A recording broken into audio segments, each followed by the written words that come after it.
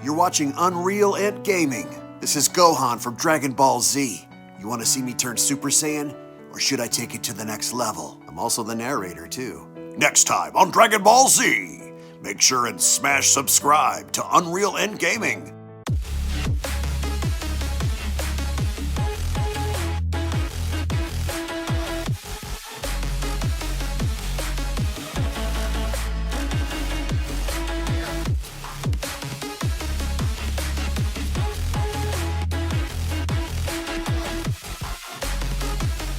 The story of Universe 13 takes place following the events of the Tournament of Power, with the former angel who governed the 13th universe, Merno, now entering Universe 7, and with this vengeful deity seeking retribution for what the Omni King had done to his universe. The story of Merno now brings us along for the ride in diving in depth in seeing the tragedy of what once was of the 13th universe, along with Merno's motives and agenda in seeking out revenge in destroying the one entity that took everything away from him, as this is the story of Dragon Ball Super Kai Universe 13. As once more before we begin, if you are new to this channel and have a love and passion for all things Dragon Ball and anime related, then be sure to smash that subscribe button on this channel and turn on all notifications to never miss a single upload, along with giving this video a big thumbs up by slapping that like button down below if you guys love Dragon Ball and anime, as well as checking out the official Dragon Ball fan mangas playlist located down in the description box below, to where on that playlist you guys will be able to find all the latest and best Dragon Ball fan mangas created by the community for the community. So be sure to head on down below, check out the official Dragon Ball fan mangas playlist for all the best and latest videos on Dragon Ball fan mangas.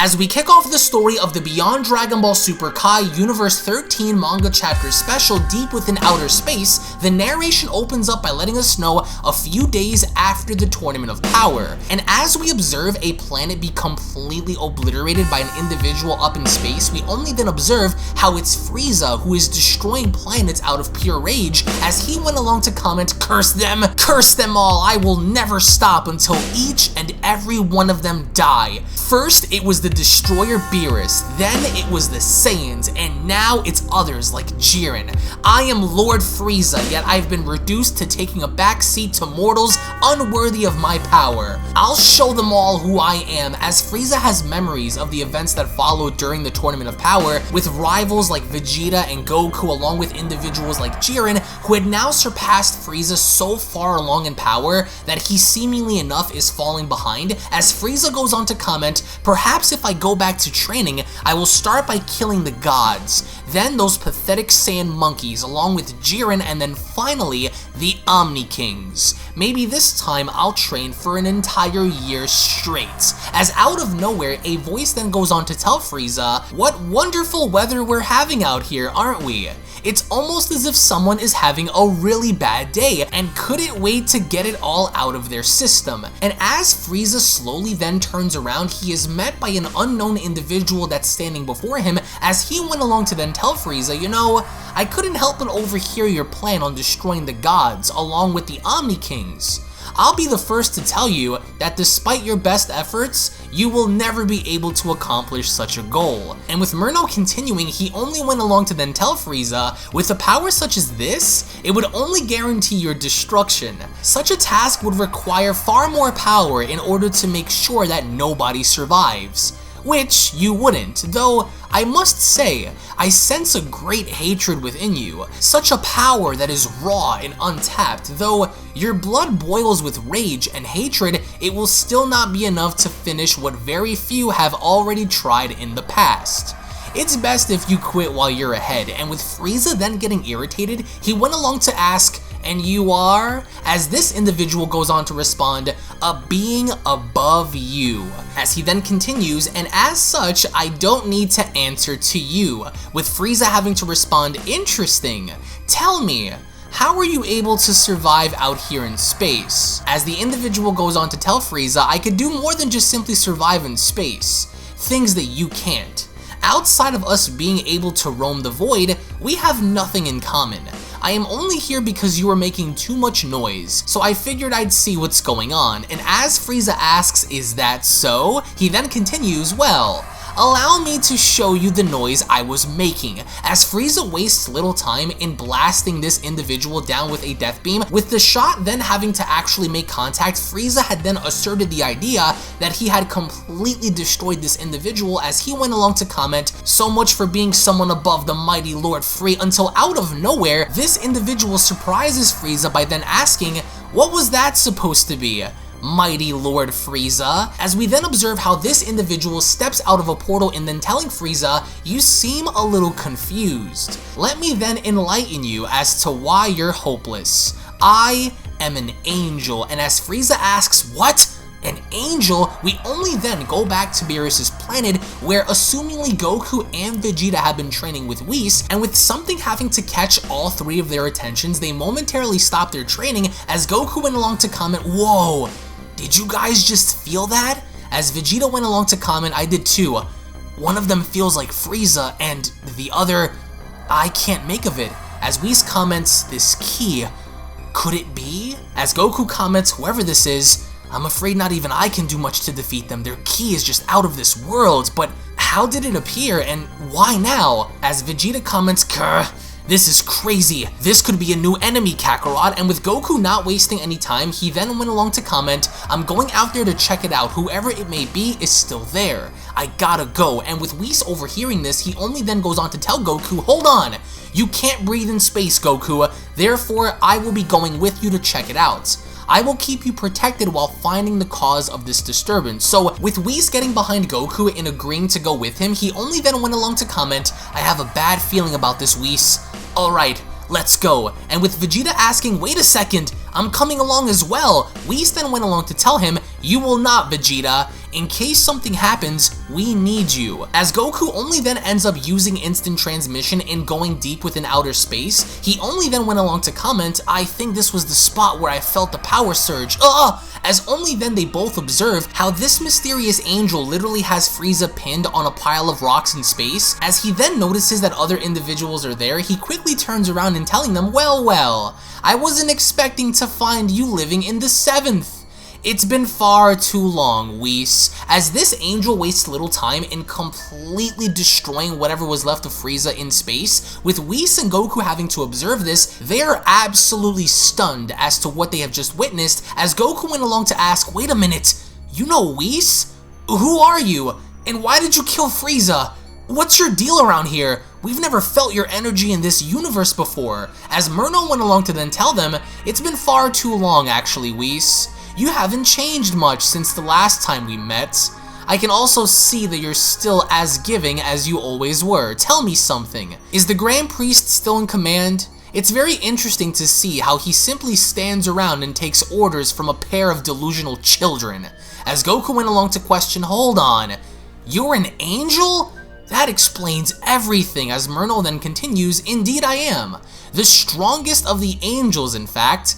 I am Whis' older brother Merno. And to answer your question, yes, I am indeed not from your universe. I, in fact, am from a long forgotten era. A time far beyond your own, once home to some of the strongest mortals and gods in the multiverse. I was from the long destroyed Universe 13, as he only then opens up a portal, he follows up by commenting, and now that we've addressed that little issue, do give the family my hello, Whis. It's been far too long since I've seen them. Not that they even cared to begin with, just know, brother, that I do intend to see you again very soon. However, this is not the right time or the right place for us to play family and catch up. Just know that I am still alive and I am just as powerful as before. As Whis then goes on to shout, wait, brother, come back! Where are you going? As Goku asks Whis, Merno then goes on to tell them, I have other plans to get to. It's as I said, this is not the right time or place for catching up. Don't be a fool, Whis. Stop acting as if you truly care. You never did. There is so much that I look forward to coming up. As he then steps through the portal, he then goes on to tell them, "See you soon," and as Merno ends up leaving Goku and Whis behind, we then observe how moments later Whis and Goku end up going back to Beerus' planet as Vegeta went along to ask, "There's another angel in our universe?" As Whis went along to comment, "Yes, and he was my older sibling. Merno was thought to have been missing for a very long time, but somehow remained in hiding until now. He even killed Frieza." As Goku then remembers his brother Raditz and then commenting, "I remember when my brother and I first met, it was a very bad situation. Hey, don't you have a brother too?" As Vegeta went along to comment, "What are you even talking about, Kakarot? This isn't about me or you having siblings." As Goku then went along to respond, "Well, to be fair, Vegeta, you really don't sound like a great brother to me, if you won't even reach out to your own brother to begin with." As Vegeta comments, "Shut your mouth, clown. Stop making this situation about our families when it has nothing to do with any of that." As Goku then responds, "Yeah, but isn't yours still alive? Tarble, was it? How come you haven't connected with him since then?" As Vegeta responds, "I have no idea what he's been doing, nor do I care. It's his life, he could do what he wants." As Whis went along to then comment, "Merno wasn't just my brother, he was also an attendee to one of the strongest gods of destruction within Universe 13. Outside of the Grand Priest, he was one of the most powerful angels amongst us all. He was highly skilled and incredibly dangerous. For him to be here means that he is up to something. I surely assume that Merno was erased along with everything that once was by the Omni Kings, but somehow he managed to escape this fate and hide himself from all of us. It was forbidden for an angel to misuse their gifts. The law of the angels forbids any one of us to fully use our powers in battle. I'm afraid if Merno has other plans, then he may be the first to break this code. He seems to be planning something within the shadows." As Goku went along to ask, "Whoa, so he's really that strong? I'm surprised someone was actually able to somehow avoid and survive the Omni King's attack. That must mean he's figured out a way how to avoid being totally erased." As Vegeta then asks, "How could there exist an angel that powerful? It seems rare for someone to avoid being detected for so long, only to show up out of the blue with an agenda. Surely the Omni Kings and the Grand Priest would have picked up by this by now, so tell me, is he really as powerful as you make him out to be? Is he really the strongest among your family of brothers and sisters to be stopped?" As Whis went along to reply, "I'm afraid so, yes. Escaping Zeno's wrath is unheard of. Destroying Frieza is one thing, but to survive being erased and to mask your powers for so long from all of us is another. Nobody is above Zeno, not my father, not my brothers or sisters, not the gods of destruction or creation, nobody. Merno must have found an escape that had led to his survival. It's the only way. Once the Omni King decides to do something, it is then written in blood and cannot be changed. And for Zeno to choose to erase my brother only shows that Zeno had no interest in keeping him or anyone else around. Merno could not have possibly survived without knowing prior. Merno grew to learn things that were far beyond standard practices, which is what made him so strong. Merno devoted himself in learning everything he could learn, even things outside of our teachings. As only then out of nowhere, Merno ends up using one of the portals to show up on Beerus' planet as he went along to comment, well, so this is where you've been hiding. And with everyone's attention then redirected, Merno then goes on to states, "It's not as I expected it to be, but I had a feeling you'd be living with your destroyer." As Whis went along to comment, "Merno, how did you find this place?" As Merno went along to respond, "And who might these ants be? They don't seem to be universal destroyers. Mortals on a divine world? Interesting. Ah yes, you were with my brother earlier. I admire your skill on getting back here so quickly. I can sense a lot of power coming from you." As he then turns towards Vegeta, he then goes on to tell him, "You on the other hand, what a shame. I'm assuming you're only here to clean up after the God of Destruction, yes?" As Vegeta asks, "What?" Merno then continues, "I can sense that you do not possess the same power as your friend over there.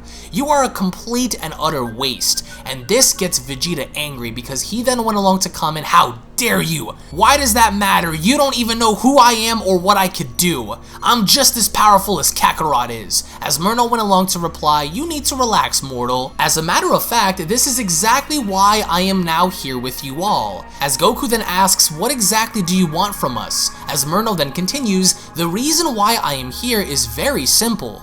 I just want to find out who the strongest of the 7th universe is." It intrigues me, as Goku asks, "Yeah? Well, I don't think you want to find out," as Merno then responds, "I don't then suppose that the purple cat you call of a god then is. I don't hold a grudge towards any of you, I just want to see who. I also heard that the 7th has amazingly good foods as well.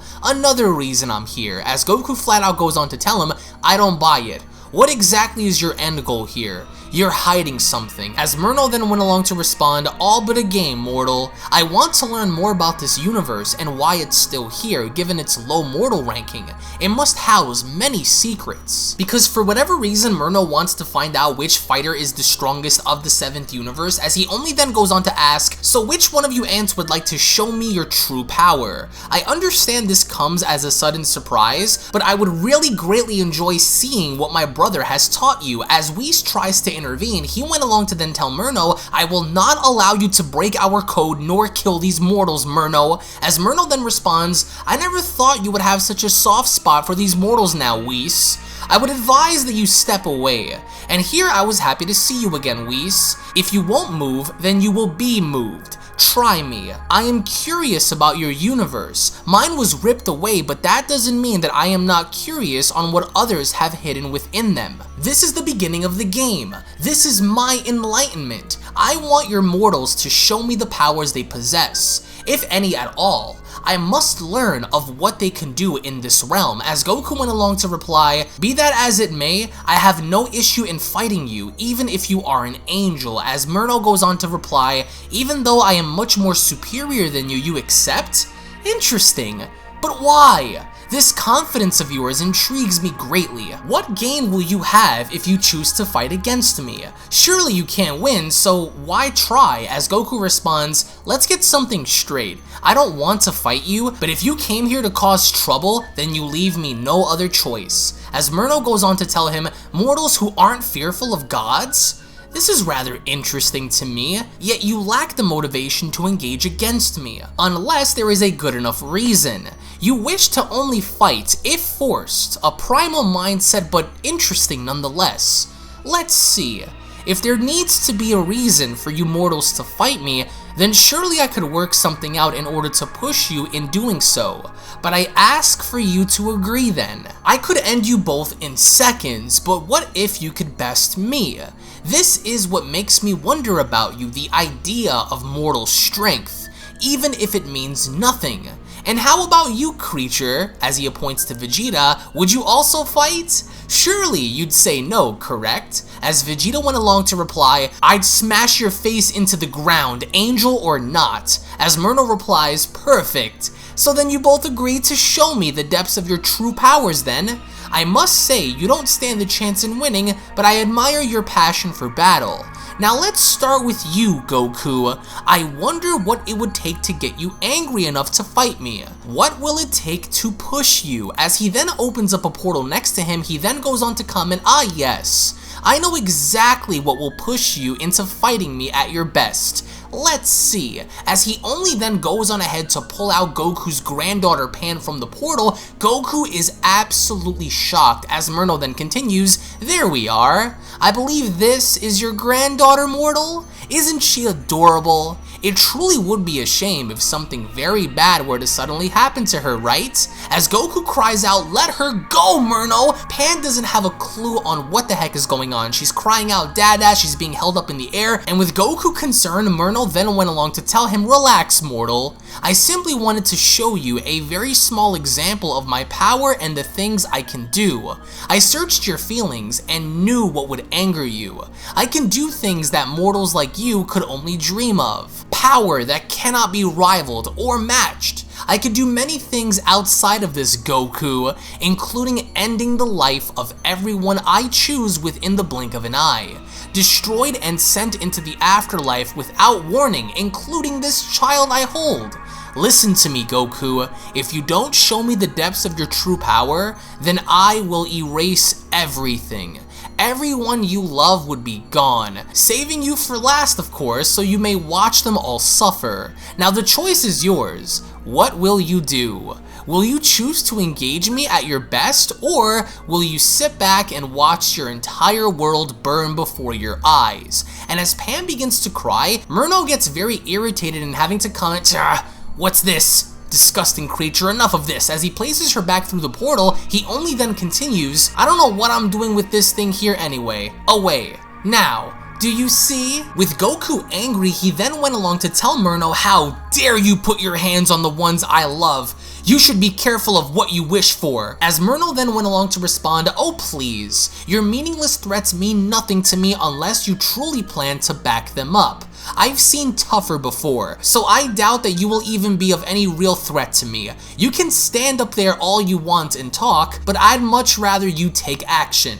I don't plan to be here all day either, so unless you plan to fight, then I would encourage you to do so right now. Time is wasting," as only then Goku agrees in telling Merno now as he quickly jumps into Super Saiyan God. This is undoubtedly the first time that Merno had ever seen a mortal access the powers of a god, let alone transform into a Super Saiyan God, as Merno then went along to comment, "A mortal with God Ki? Well, well." But Goku wastes little time in quickly dashing on in connecting a thunderous shot to Merno's face. This is assumingly the first time that Merno, an angel, had ever been touched by a mortal like this before, considering the fact that this is an enraged Goku hitting Merno. So with Merno having to take the shot head on, Goku ended up landing a thunderous shot that literally caused Merno to fly out into the distance, as he only then went along to tell him, "Don't ever threaten my family." And with Merno then hitting the landscape, Goku then went along to continue, "Is this what you want?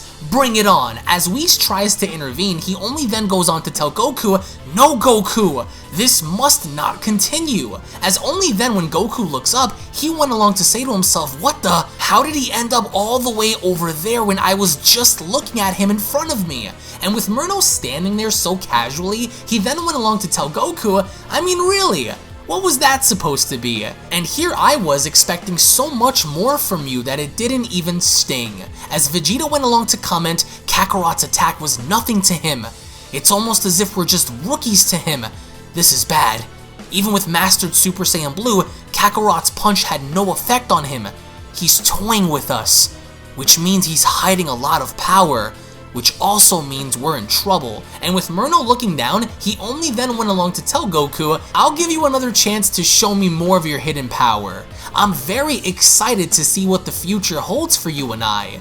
Don't let your family down." And with Merno creating a portal and thus having to extend his hand out and grabbing Goku's leg, he only then tells him, "Now show me what a mortal like yourself with evolved God Ki can do against an angel." As he then proceeds to grab onto Goku's ankle, he then shouts at Goku by telling him, "Show me." As he then throws Goku out into the distance, Goku then went along to comment, "Damn it, how?" With Merno again telling Goku, "Show me." Right before connecting a monstrous punch to Goku's face, what Merno ends up doing is opening up portals that further causes Goku to literally get hit from all angles and directions, as Merno went along to then tell him, "Fight for your people. Prove yourself to me." Right before kicking Goku up in the sky, what Merno ends up doing is thus knocking Goku back down onto the ground, as he went along to tell him, "Show me your potential." And with Goku having to hit the ground with such force, he's still not finished, because as Goku leaps back up, he then went along to comment, "He's barely even trying against me,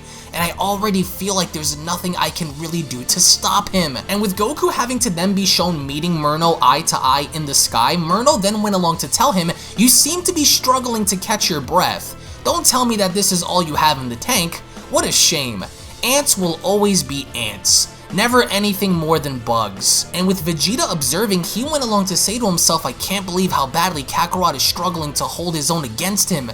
If this continues, then he will surely burn out and be killed. This Merno is barely even showing off any of his true power, and yet he's still acting as if nothing is even happening. This is very bad. I fear not even Kakarot's Ultra Instinct would even be enough. And if that's the case, then I don't know how we will manage to escape or even survive this battle against him." As all of a sudden Merno then begins to clap, and then having to acknowledge Vegeta by telling him, "Oh, but of course, I couldn't agree more. Ultra Instinct wouldn't stand a chance. You have none in beating me. Zero hope. Surprised I could hear and read your thoughts, Vegeta? It's another skill I have. I admire you for admitting that you have no chance in this fight, although I would still love to see the fruits of your power despite you feeling bad. As Vegeta then went along to comment, well, aren't you full of surprises? Even so, we will find a way to win. We always have and we always will. This is far from over, just you wait. As Merno then replies, your threats mean nothing to me. There is not one single plan you can forge to stop me that I wouldn't be aware of. So you can keep hoping and wishing you can. I've seen dozens like you before, brash and full of their own lies. Do you believe that you can surpass a being with nearly unlimited power? No, you can't. You're flawed, your race is flawed, your universe is flawed, your ideals and power are all flawed. I am not. Which reminds me of someone very similar to you back in Universe 13, a Saiyan, just like you. As Vegeta shockingly then went along to ask, someone like me in Universe 13? What do you mean? As Merno then went on to tell him, my universe was one of the highest ranking universes in all of creation. We housed some of the strongest warriors, including one of the strongest gods of destruction, who in fact was a demon. A demon very similar to the one you once fought against on Earth, only much more powerful and divine. Among them, we also housed Saiyans, small in number but extremely powerful, and this Saiyan was a galactic ruler, just like Frieza was in this universe. So Merno has something up his sleeve as he's really trying to persuade and impress Vegeta. As Merno then continues, he went along to tell Vegeta our destroyer wasn't as lazy as the one in yours. He took pride in destroying everything and anything that stood in his way. Many feared him, but his power was unlike anything you've ever seen from the others. He was as powerful as he was ruthless and wise in everything he did, making sure that everyone respected him. The galactic ruler, however, was also a mighty warrior, a king, a proud and powerful warrior who looked exactly like you. He led an army and stopped at nothing to do as he pleased. This is why you could never be like him. Ever. But as powerful as he was destroyed by our god of destruction along with his entire army. However, here, things seem to be much different, as your own destroyer has taken a liking to you, which is very rare. So as it is in my time, you are not related to the king of my universe. And with Vegeta absolutely floored by this comment, he went along to ask, what was this king's name? Because although there was an entity that was a spitting image of Vegeta, except only rather than being a prince, he was actually a king and galactic ruler, was ultimately destroyed by this god of destruction of the 13th universe. But then Merno goes on to then tell Vegeta, and why should I tell you? It doesn't matter because he's dead. And this is beginning to really bore me. I didn't come here to tell you about my world, I came here to see what you mortals have been doing and the depths of your power in training with gods and angels. As Vegeta went along to say to himself this is all just a big joke to him. As Merno wastes little time, he then opens up yet another portal and then having to ask Goku, do you need more motivation, Goku? Here. Let me remind you, as he then goes on to once again pull Pan from Earth back onto Beerus' planet, he then holds her in front of Goku as Pan has tears in her eyes as he went along to tell Goku, don't forget what you're fighting for. And Goku, in a state of shock and anger, went along to scream at Merno and telling him, not again! Put her down! Leave my family out of this, you heartless monster! If you hurt her, I will never forgive you! And Goku wastes little time in charging in directly to save his granddaughter, but then Merno does something very unexpected that really ends up shocking Goku, because rather than engaging against him, what he ends up doing, he ended up tossing Pan out to the side as he went along to tell Goku, don't drop the ball, Goku. And with God Goku quickly taking notice that his granddaughter is about to fall and hit the ground, Goku went along to cry out, Pan, no! And the second we see God Goku dash right towards Pan and sticking his hand out to try and grab her, Merno went along to tell Goku, how much are you willing to risk to save the ones you love, Saiyan? Are you willing to do anything? Which I love the overall sadistic nature that Merno has in trying to use Goku's own family against him, specifically his youngest granddaughter who can't even formulate words, and he's trying to use that just to get Goku in pushing himself in revealing his true power, because at the end of the day, according to Merno, that's the only thing that interests him, which is why he is currently located within Universe 7. And the minute we get to see Goku try to grab onto his granddaughter, what Merno ends up doing is slowly stick his hand out, as he then went on to tell Goku, because everyone has a breaking point. You fell right into my trap. And right before we get to actually see Goku try and grab onto his granddaughter, what ends up happening instead is Merno creates this wormhole in between Pan and Goku, and what Goku ends up doing, because he's dashing towards Pan with such speed, is he ends up completely going through the wormhole, while Pan on the other hand is still free falling from the sky, basically trapping Goku in this unknown dimension, in this unknown area. Whereas then Merno went along to comment, and just like that, blind emotions can cloud your focus. Let's see if he has the will and the mind to survive the game. So this was all a game to Merno. He really wanted to see where Goku's focus was at, where his mindset was at. Even if his youngest granddaughter's life was placed on the line, he still wanted to see Goku's power, while at the same time trying to pick Goku's brain in seeing on whether or not if Goku was solely focused on Pan or focused on the fight. And with Pan falling into Vegeta's arms, Vegeta then went along to comment, "Damn it," as Merno then goes on to tell Vegeta, "Well, it would appear that only one remains now. Your friend lacked the spine to do what was needed to win a battle. His heart was too soft. His anger wouldn't have driven him to get the job done. I can see it in your eyes, Vegeta. Don't worry, he's still alive. I sent him into a cold, dark place, an empty void where he will remain until he figures out what is needed to escape. You, on the other hand, you and I share a trait," as he only then continues, "You're ruthless, as am I. You are cold, as am I. And you also possess the will to kill, just as I.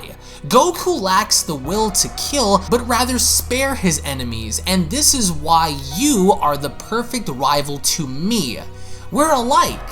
You may not be as strong as Goku, but your emotions are what make you strong. Your killer instinct to always survive. You and I share a bond. We were both very powerful once, only to have our titles taken by someone who was unjustly powerful. You are the last one. The god of destruction of the 7th is sleeping, and Whis knows better than to stand in my way. So tell me, mortal, will you show me the power that the 7th universe possesses? If you refuse, then you know what will happen, not only to you, but to everyone you know and love.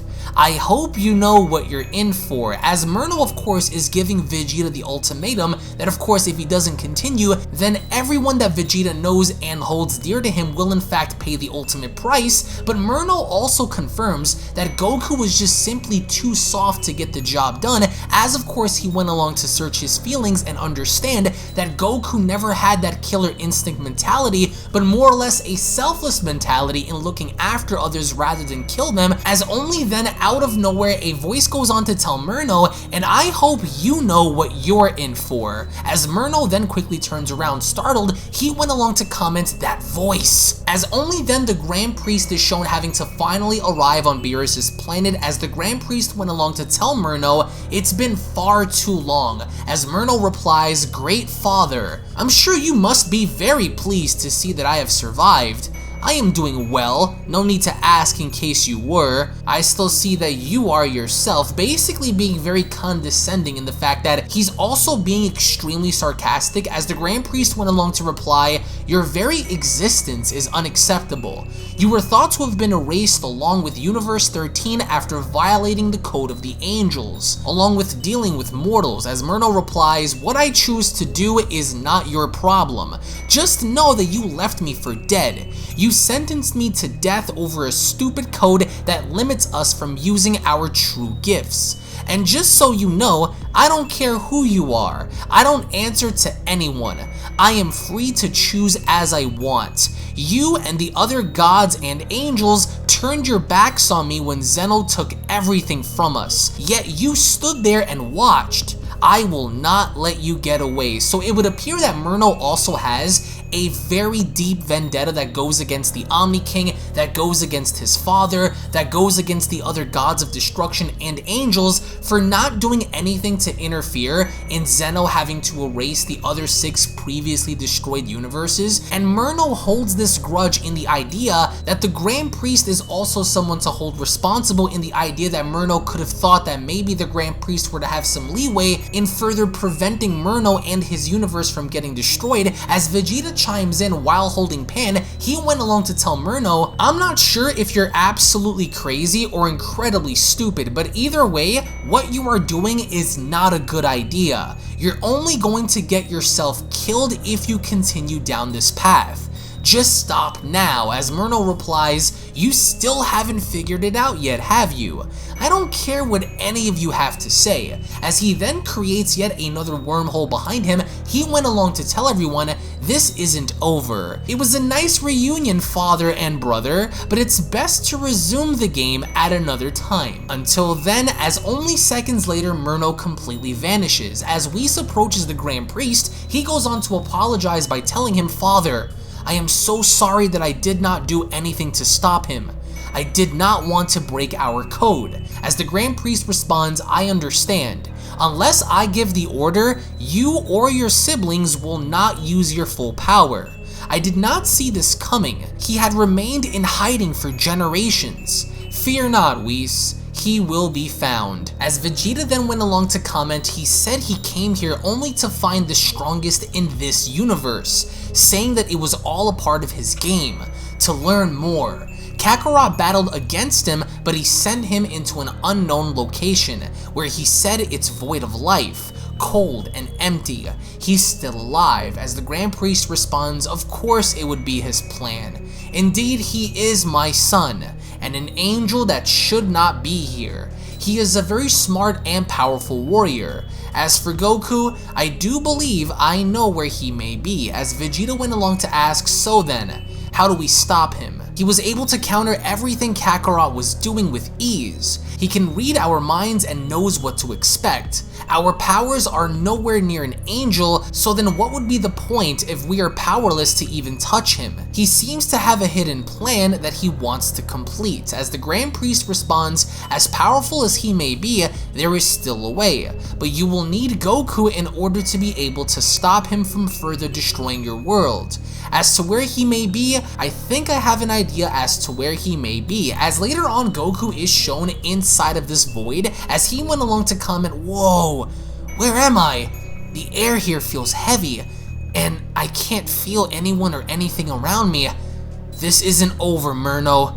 I will find you. With Goku having to be left within a void, having to roam all by himself, with Goku then having to comment, I've never felt anything like this place before. Where did Merno send me? I can't feel or sense anything here. It's cold and lifeless. And with Goku having to look around, he then continues, I'll find you, Merno. This is not the last time you've seen the last of me. I swear on Pan, I won't let you get away with using my family as bait against me. Angel or not, I will find the way. As out of nowhere, Goku then suddenly detects something within this voided area. As Goku then went along to say to himself, what was that just now? I felt a strong presence coming from within. But where? Is there someone here? It's gone now, but I know whatever it is still here somewhere. I just have to find out what it was. Maybe this will help me out.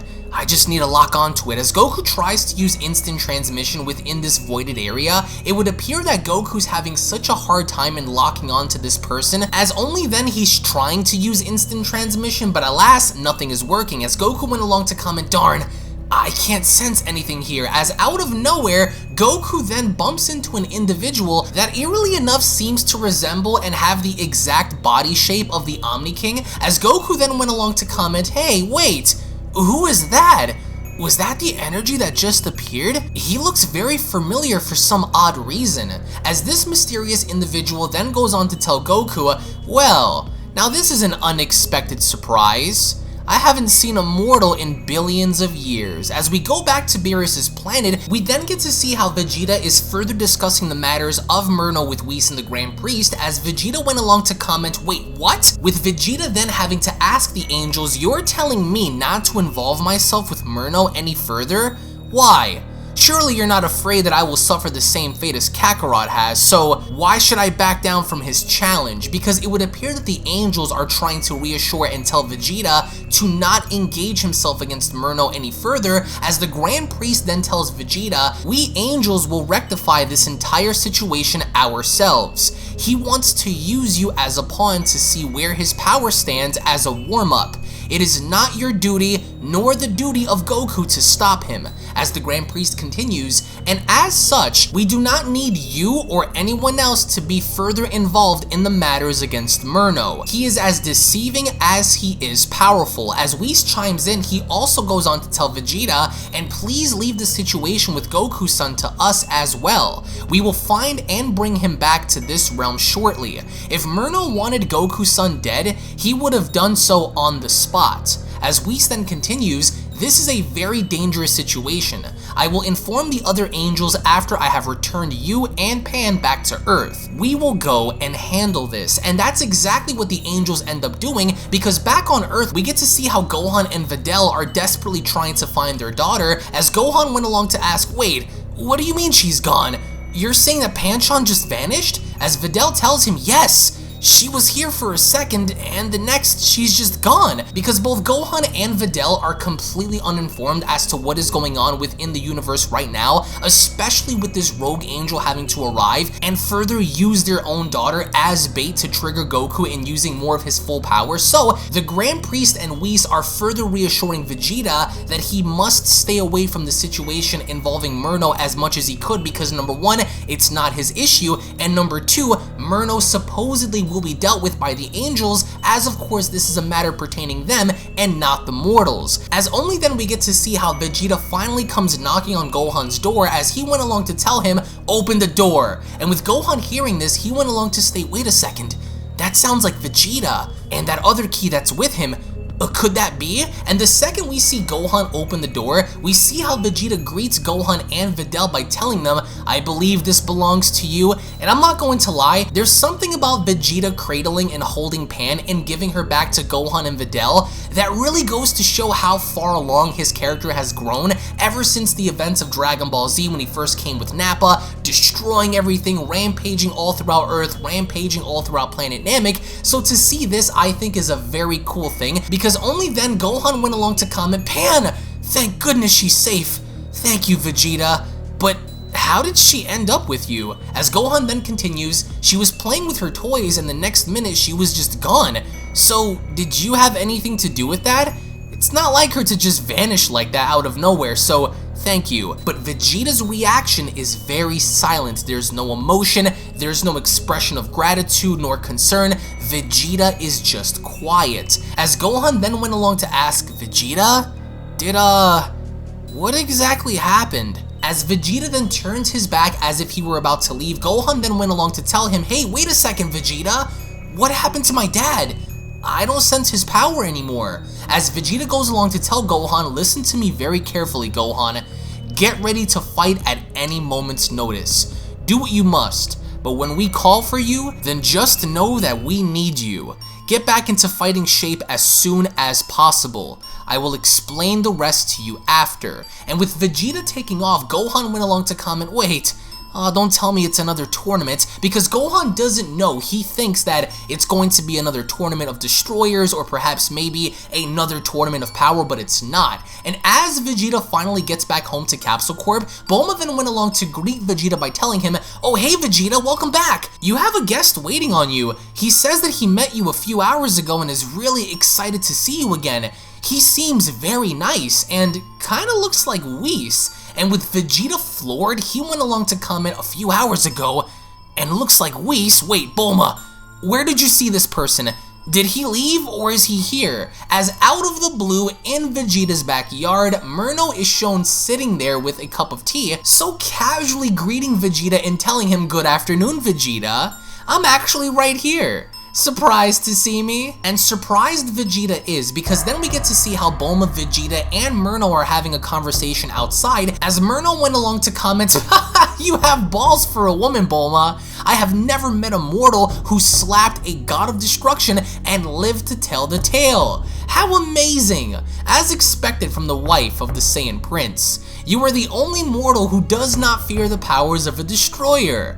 How interesting of you. Beerus was always soft. How ironic, as Bulma went along to tell him, I wouldn't call him soft, but he's grown a soft spot for us here on Earth. We help feed him food after all. Say, you're very easy to talk to. I'd say a lot easier to speak with than some of the other angels we've met.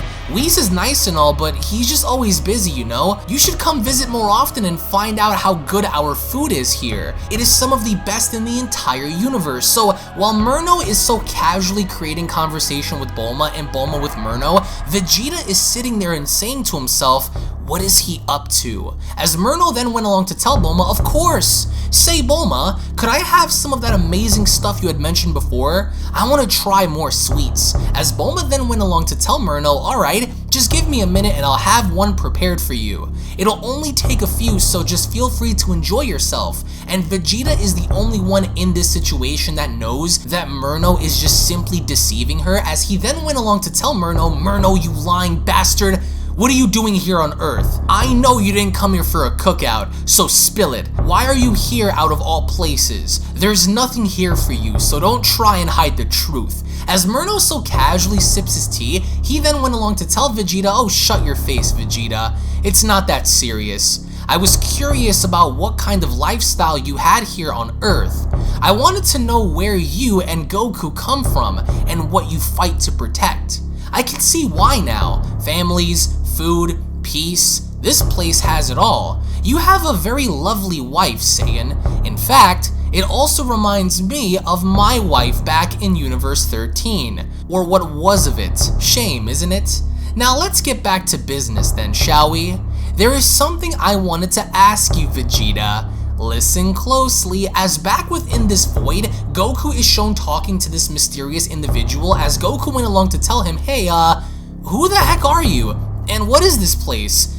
It feels like the world of void that I was in during the Tournament of Power, except only cold and dark.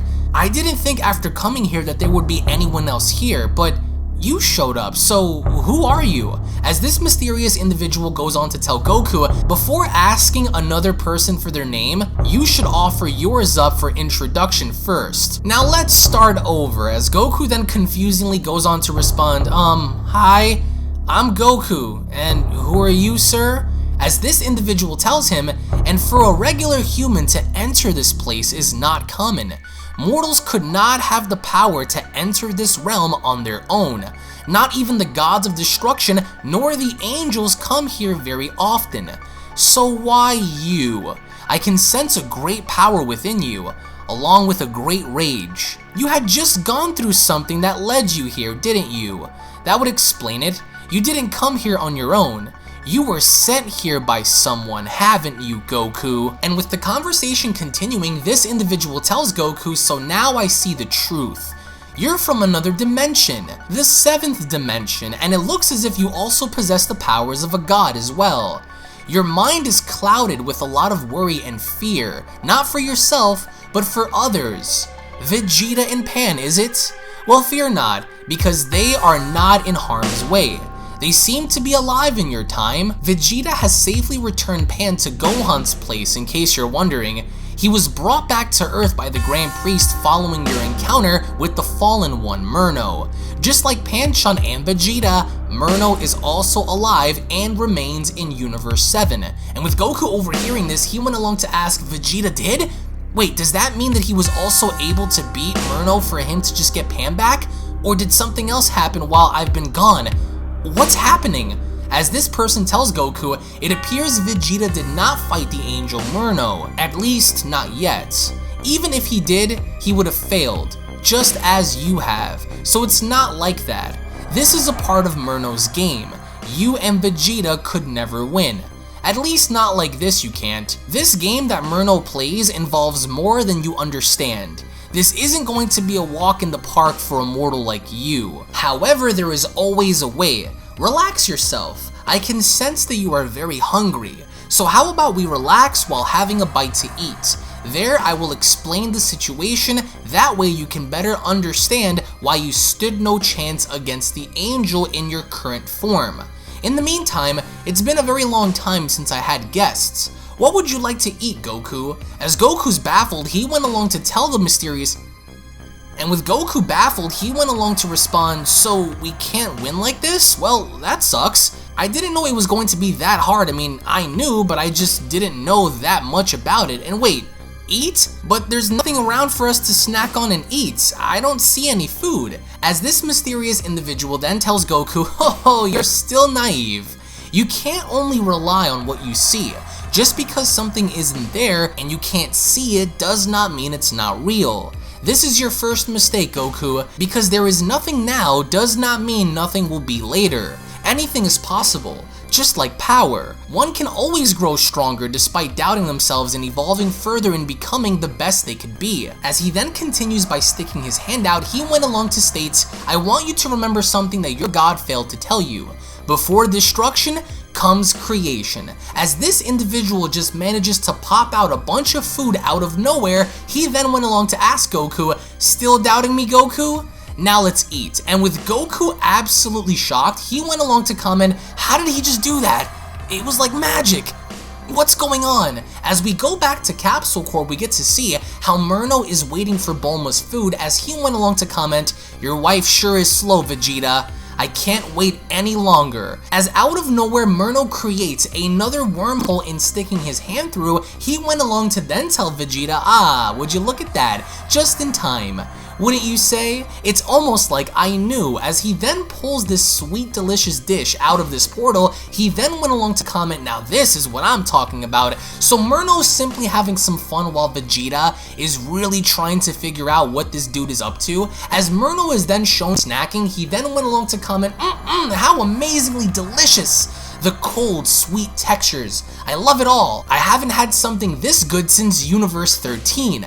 This really hits the spot, and dare I say, fills me with joy knowing how good it is, with Vegeta then having to tell Merno, when you're finished eating, get lost and leave. As Merno replies, 30 minutes. With Vegeta asking what, Merno then continues, I have about 30 minutes until Whis finds out that I'm here and comes for me. I thought it would take him that long, but 30 minutes should be more than enough. Now, since I didn't get to see it before, show me your true power. Did you think I forgot? Let's test the prime height of your strength until my brother gets here. Are you ready?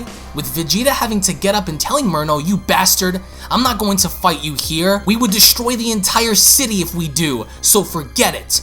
No. As Merno then stands up, he goes on to tell Vegeta, haven't you noticed by now? No? South City.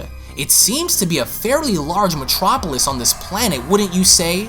However, with so many people living here, don't you think it's suspicious that there isn't any surrounding noise coming from the people within this very large city? For a city so big, it appears to be a ghost town. And with Vegeta having to take notice of this, we get to see how South City is in fact very, very quiet. As Vegeta went along to comment, impossible.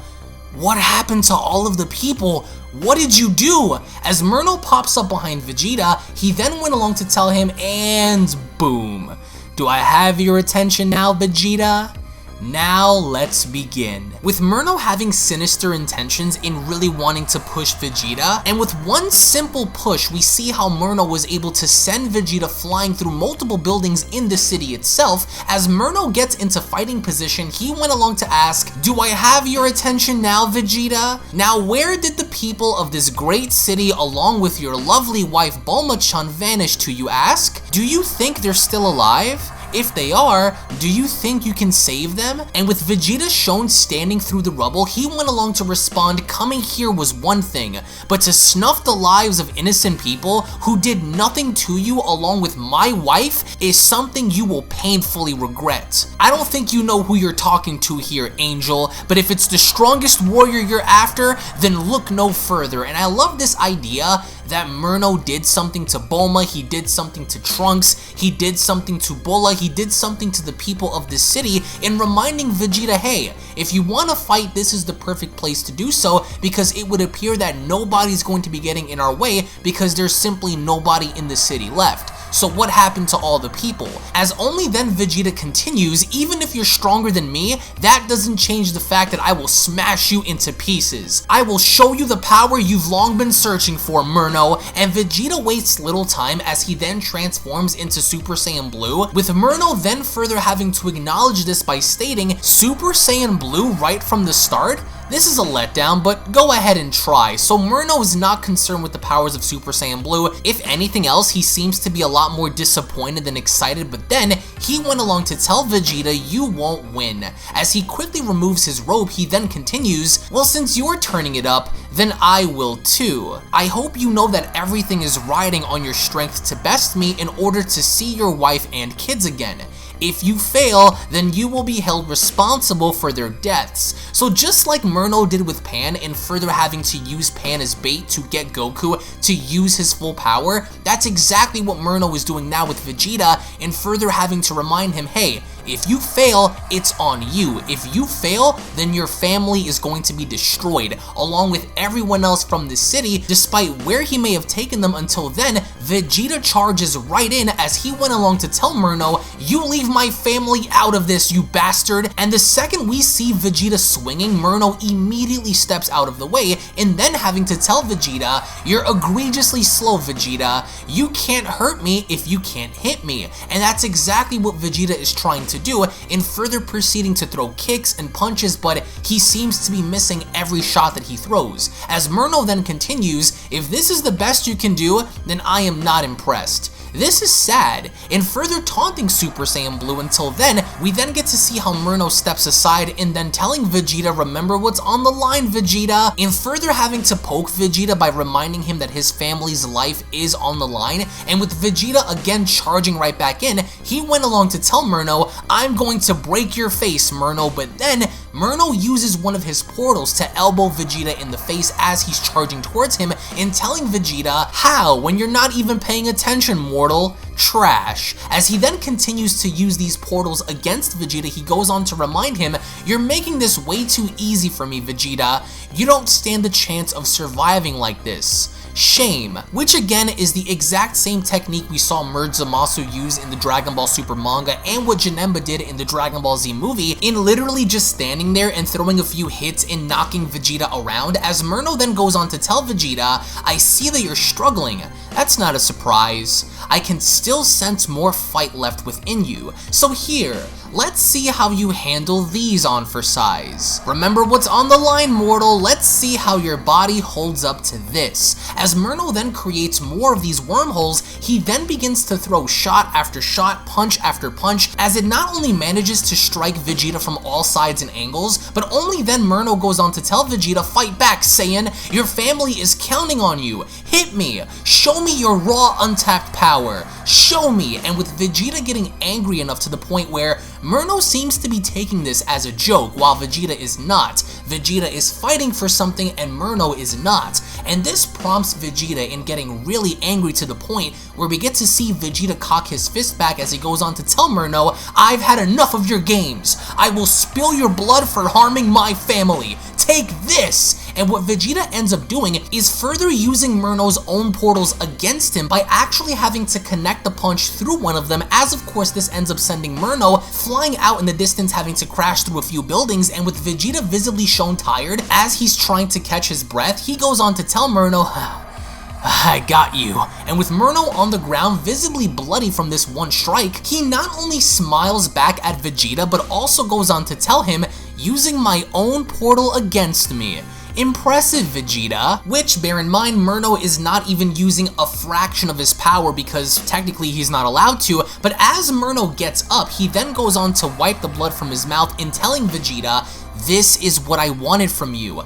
This is your strong point. Although I can feel you still holding back against me, Vegeta, release your full power. I want to see more. By using that logic, as you just did, if you can read your opponent's next move in battle, then you can surpass them using your own style. Your movements are cold and brutal, just what I wanted out of you. Unlike Goku, you have the will to kill rather than spare. There is still a little bit of time left before Whis gets here, so let's do our best, shall we? I want you to hit me with everything you have. Show me the powers of a Saiyan God.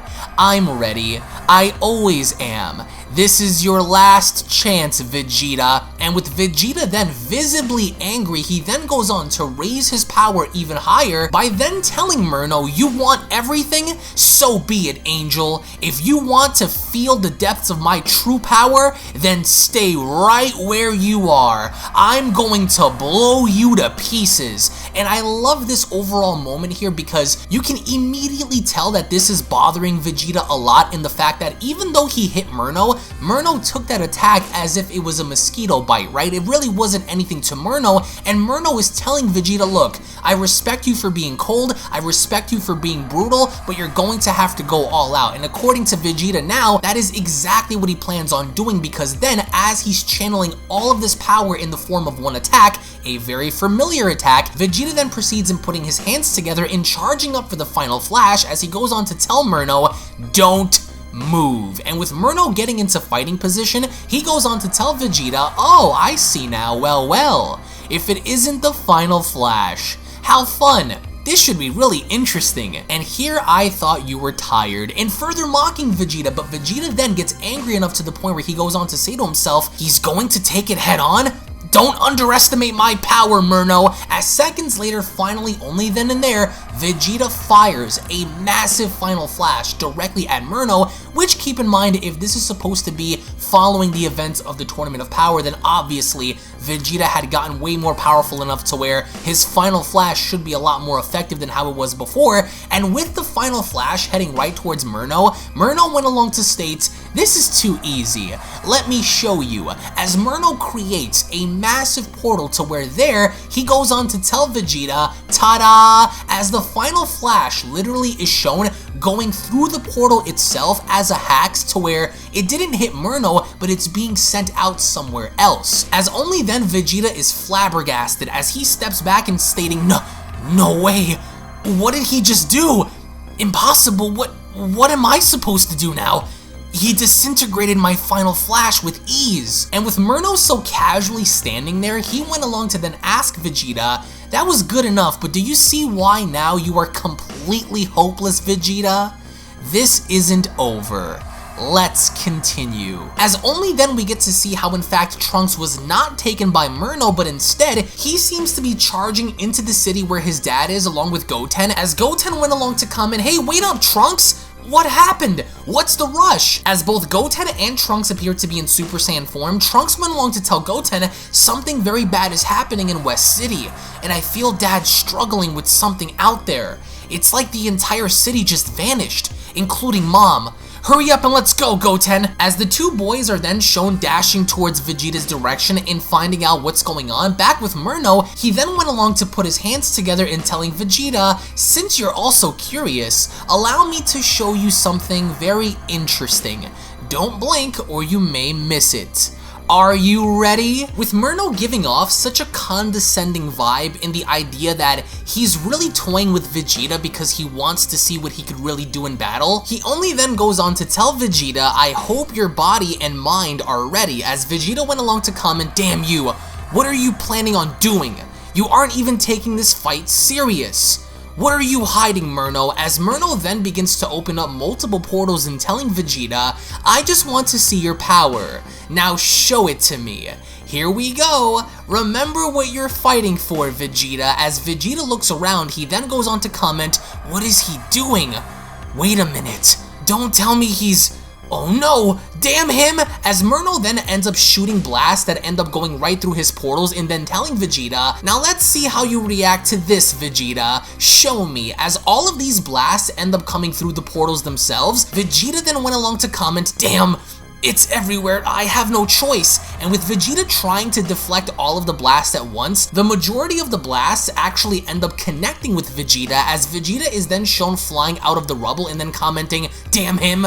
He nearly got me. But right behind him, Merno stands with a massive energy ball hovered up in the sky as he then went along to tell Vegeta, "You're very fast, Vegeta, just as I expected. I knew you'd avoid my attack, so here, let's add this on for size. Don't drop the ball, mortal. Now let's just see what you can do. Think fast now, Saiyan. The heat will only begin to increase." As Merno ends up launching this blast directly down on Vegeta, rather than engaging the blast, rather than moving out of the way, Vegeta is frozen as he went along to comment, "This power, I can't stop this. What now?" Because Vegeta literally didn't know what to do as this blast was coming down onto him, and as we get to see this massive ball of energy hit the ground, Goten and Trunks are staring out in the distance as Goten went along to comment, "Whoa, Trunks, what's that?" As Trunks went along to tell him it's huge. It's probably something to do with Dad.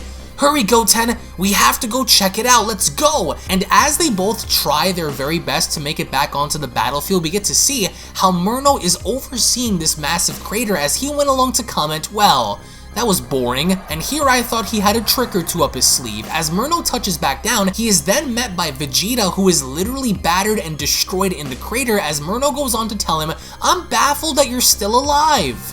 Very good. And with Vegeta shaking, he then went along to tell Merno, "You bastard, I'm not dead yet. Fight me." As Merno tells him, "Tough, as I expected you to be. I held back a lot of power just to see if you could survive, and you did. You are much tougher than your friend, but you still lack something, Vegeta. A warrior such as yourself is missing a great master to help bring out your true powers. For a mortal such as you exceed my doubts. Very good. For a mortal to endure and possess such power is unheard of. Unlike Goku, you have the will to kill at any cost. This is what makes you great. You have a very strong mind as well. So here's something I will only offer you once. Now come polish your skills with me as my apprentice. It doesn't matter as to why I choose you, the question is, do you accept?" And with Goten and Trunks just arriving in the nick of time, Trunks went along to cry out, "Dad!" with Merno having to comment, "Well, well." And with Trunks getting there, he went along to then shout, "What did you do to my dad, you monster? Get up, Dad! Get up!" And with Merno acknowledging this, he then went along to comment, "Well, would you look at that? Your child has come to save you from death. How noble of him to risk his own life. I hope you know that if he tries to engage against me, then I will have no other choice than to erase the boy. This is a matter between you and I, not your son and his other little friend. But that's only if he wishes to fight me. Surely he must just be as tough as his father, right? Since they look very friendly, maybe I'll go and greet them myself just to see what they want." And as Vegeta overhears this, he goes on to tell Merno, Hold your horses, Angel. Stay away from them." As Merno comments, "And now you're standing. You surely are very tough. You continue to amaze me, Vegeta. The fire continues to burn within your soul. I didn't think you would be able to stand up. Uh-oh. It looks like it's time. Well, Vegeta, although your power is weakened and your body is nearly broken, I must let you know, you might want to brace yourself for the attack you fired. The final flash, that is. I never extinguished it. I simply held on to it to give it back to you. You might want to pay attention over there." And as Vegeta goes on to ask, "What? Impossible?" Vegeta is then met by his own final flash as Merno created a portal that allowed it to go right through, and as the final flash hits Vegeta, Merno then went along to comment, "Ta-da! I believe this is yours, Vegeta." And as the boys oversee Vegeta's own final flash hit him, Trunks went along to comment, "Dad, no! Please don't die, Dad!" And with Merno then using his own portals and getting behind the boys, he then went along to tell them, "Well, hello there, young warriors. I see that you've taken interest in our battle just now." As Trunks went along to tell him, "Who the hell are you? And what did you do to my mom and dad? Why are you doing this? Who even are you? You look like that Whis guy, but you're not him. What do you want? Why are you here?" As Merno goes on to tell Trunks, "I sense great fear in your heart, boy. Relax yourself, young one. I am beyond your simple understanding. I am your father's acquaintance. And now that you're here, maybe we can finally get along. There's so much I want to know. Trunks. As we now find ourselves on Kame's lookout, with Vegeta now having to wake up after being knocked unconscious from his own final flash, as he is then greeted by Dende, Goten, Trunks, and Piccolo, with Trunks having to cry out, "Dad, you're okay! You're alive! It's okay! We're on the lookout! Piccolo's here too!" And with Vegeta then sitting up and further acknowledging the situation, he went along to comment, "Trunks? You're alive! Wait! Where is that bastard Merno? Where is he?" As Trunks went along to tell him, "We don't know. The only thing we remember was him coming up to us, and then we ended up here. He just disappeared." As Piccolo then chimes in telling Vegeta, "I saw the fight you had with this guy. It's hard to believe how easily he was able to overpower you, Vegeta. And with Goku missing, I don't need to explain to you of how bad of a situation this has become. He knocked you out cold with your own attack, but wanted to keep you alive." As Trunks then chimes in, he went along to ask Piccolo, "Hey Piccolo, can't we just use the Earth's Dragon Balls to bring my mom and all of the people of West City back? I don't think that guy knows about the Dragon Balls, so can we?" So the situation here is the fact that Merno could have easily killed Vegeta, but instead wanted him alive, so rather than letting him die by his own attack, all that simply happened was Merno saved Vegeta from dying in simply having to knock him out by using his own move against him, and with Piccolo acknowledging the fact that without Goku, the powers that Vegeta currently possesses are basically meaningless in comparison to what Merno can truly do, and especially given the fact that Merno has not even remotely tried in using his full power yet, Piccolo only then continues, "The only problem is that the Dragon Balls are all at Bulma's house, and after Merno and Vegeta's battle, the entire city was destroyed, so we don't know exactly where they are within the rubble," as only then Merno shows up on the lookout and telling everyone, "Oh, but I do know about them, mortals. There's no need to worry about that. I'll take care of it." As only then Merno is shown with all 7 Dragon Balls within his possession, he only then continues, "I'll be taking these off your hands and take them for myself. Does anyone wish to object to that? By all means try and stop me. These are mine now." As Vegeta then angrily goes on to comment, "Damn you Merno, how did you find us?" As Merno then goes on to ask, "Are you surprised?" with Vegeta then commenting, "And just what exactly do you plan on doing with those Dragon Balls? I'm sure you don't have a use for them, so what are you up to? What are you hiding? You've already gotten what you wanted out of me and Kakarot, so what's your deal with the Dragon Balls now? What's your next move?" As Vegeta is really trying to figure Merno out, Merno then went along to tell everyone, "I've actually been thinking about going and eliminating Zeno, but I assume that this goes far beyond this dragon's power to kill the gods. Zeno is my prime target, but since this cannot be done with these, then I'll just wish for something within the realm of this dragon's power." So, of course, ever since the beginning we found out that Merno wants revenge on Zeno. Why? Because Zeno was the sole reason why Universe 13 was destroyed, and Universe 13 was simply put the home of Merno. As Merno then goes on to tell everyone, "Maybe I will use these Dragon Balls to spawn more of those delicious desserts that your wife made for me earlier, Vegeta. Maybe I'll wish for hundreds more while I wait." This was a very interesting learning experience, mortals. My offer to you, however, Vegeta, still stands. Do as you may, but my time here with you all is over now. I have other matters to attend to. As only then Merno singles out Dende and telling him, "And as for you, don't try and get any ideas to make a new set of Dragon Balls either. That would be pointless, especially if I find them, which I will. If you decide to create new sets of Dragon Balls, then I will find you and the orbs and take them from you myself. Oh, and don't think about using your Namekian Dragon Balls either. I know all about those as well. If you try and do that, then I will also take those away from you as well. Lastly, in case you try to get any other bright ideas, going and trying to collect the Super Dragon Balls will also be outside of your reach to do so. I am very much aware of these wish-granting orbs and am very well prepared for the outcome of using their powers." As Dende is left floored, he went along to ask, "How?" with Merno then telling everyone, "Oh, and one more thing. In case you were wondering what happened to the people of West City, along with your wife Bulma, they are all still alive and well, so there is no cause for concern. Just like I did with your final flash, they were transported and moved to another location. As I take my leave, just know that I am not finished. I will see you all again soon. very soon. And with Merno stepping through the portal, he then goes on to tell everyone, "This was very fun. I think I'd like to have even more fun next time we meet. Perhaps maybe next time it would be me versus the entire Earth. That would be fun.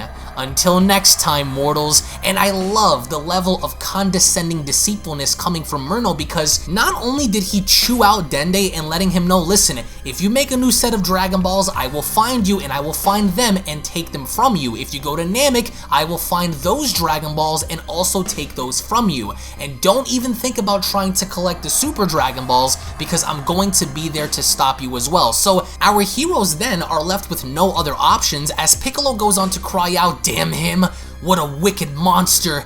This is all clearly just a big game for him.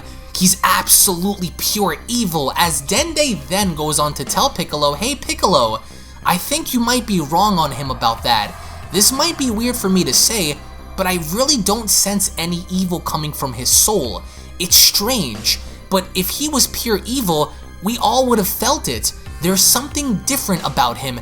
It's hard to say." As Vegeta chimes in, he goes on to agree with Dende and telling him, "I hate to admit it, but I agree. If he wanted me and Kakarot dead, he would have killed us by now." As Vegeta then goes on to clench his fist, in which his entire arm is literally shaking out of anger, he then continues, "Curse him. We're all just tiny pieces to his game. He's using us for something. He wants revenge on Zeno, but didn't go as far as to kill anyone yet in doing it. He's toying with us all.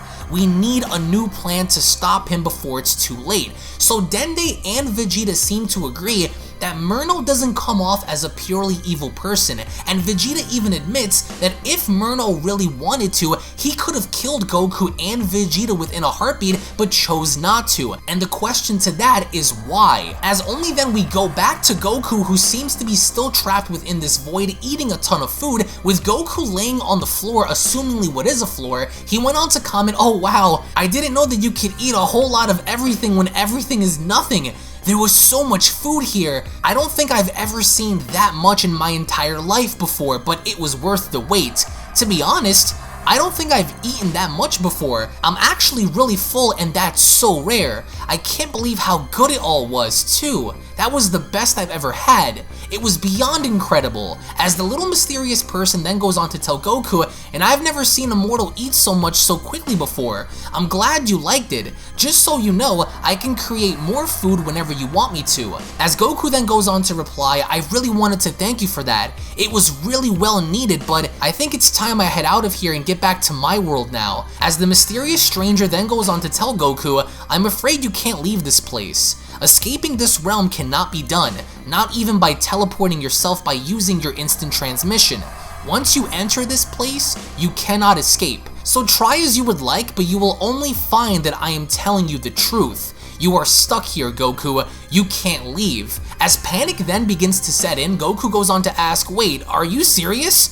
Okay, this is not good," because this mysterious individual clearly knows this place a lot better than Goku, and knows that simply by using instant transmission isn't really going to get Goku anywhere, as he only then goes on to tell Goku, "I am indeed very serious, Goku. In fact, if you truly wish to leave this place, then there is only one way that can be done. It's not by forcing your way out, but by having Merno teleport you back to where you came from, but I will say this much. I don't think that Merno intended to send you to this realm. There must be more to it than this, but I am very sure of it, and because of this, I think it was your God Key that messed with Merno's portal that caused you to arrive here instead." And with Goku absolutely confused, he then went along to ask, "Wait, so what should I do?" As the mysterious individual then goes on to point out in telling Goku, "Well, go ask Merno yourself, Goku." With Merno shown inside of the same realm as Goku and this mysterious person, Merno then greets Goku by then telling him, well, Goku, I'm surprised you were able to make it here. It's so good to see you again. Let's catch up." With all of the Z fighters on Kame's lookout having to be floored by the thought of Merno having to wage war against the Earth, and with everyone left wondering what to do, Piccolo went along to comment, "Versus the Earth? Has Merno lost his mind?" With Vegeta having to comment, "I'm afraid he's dead serious about fighting the entire Earth."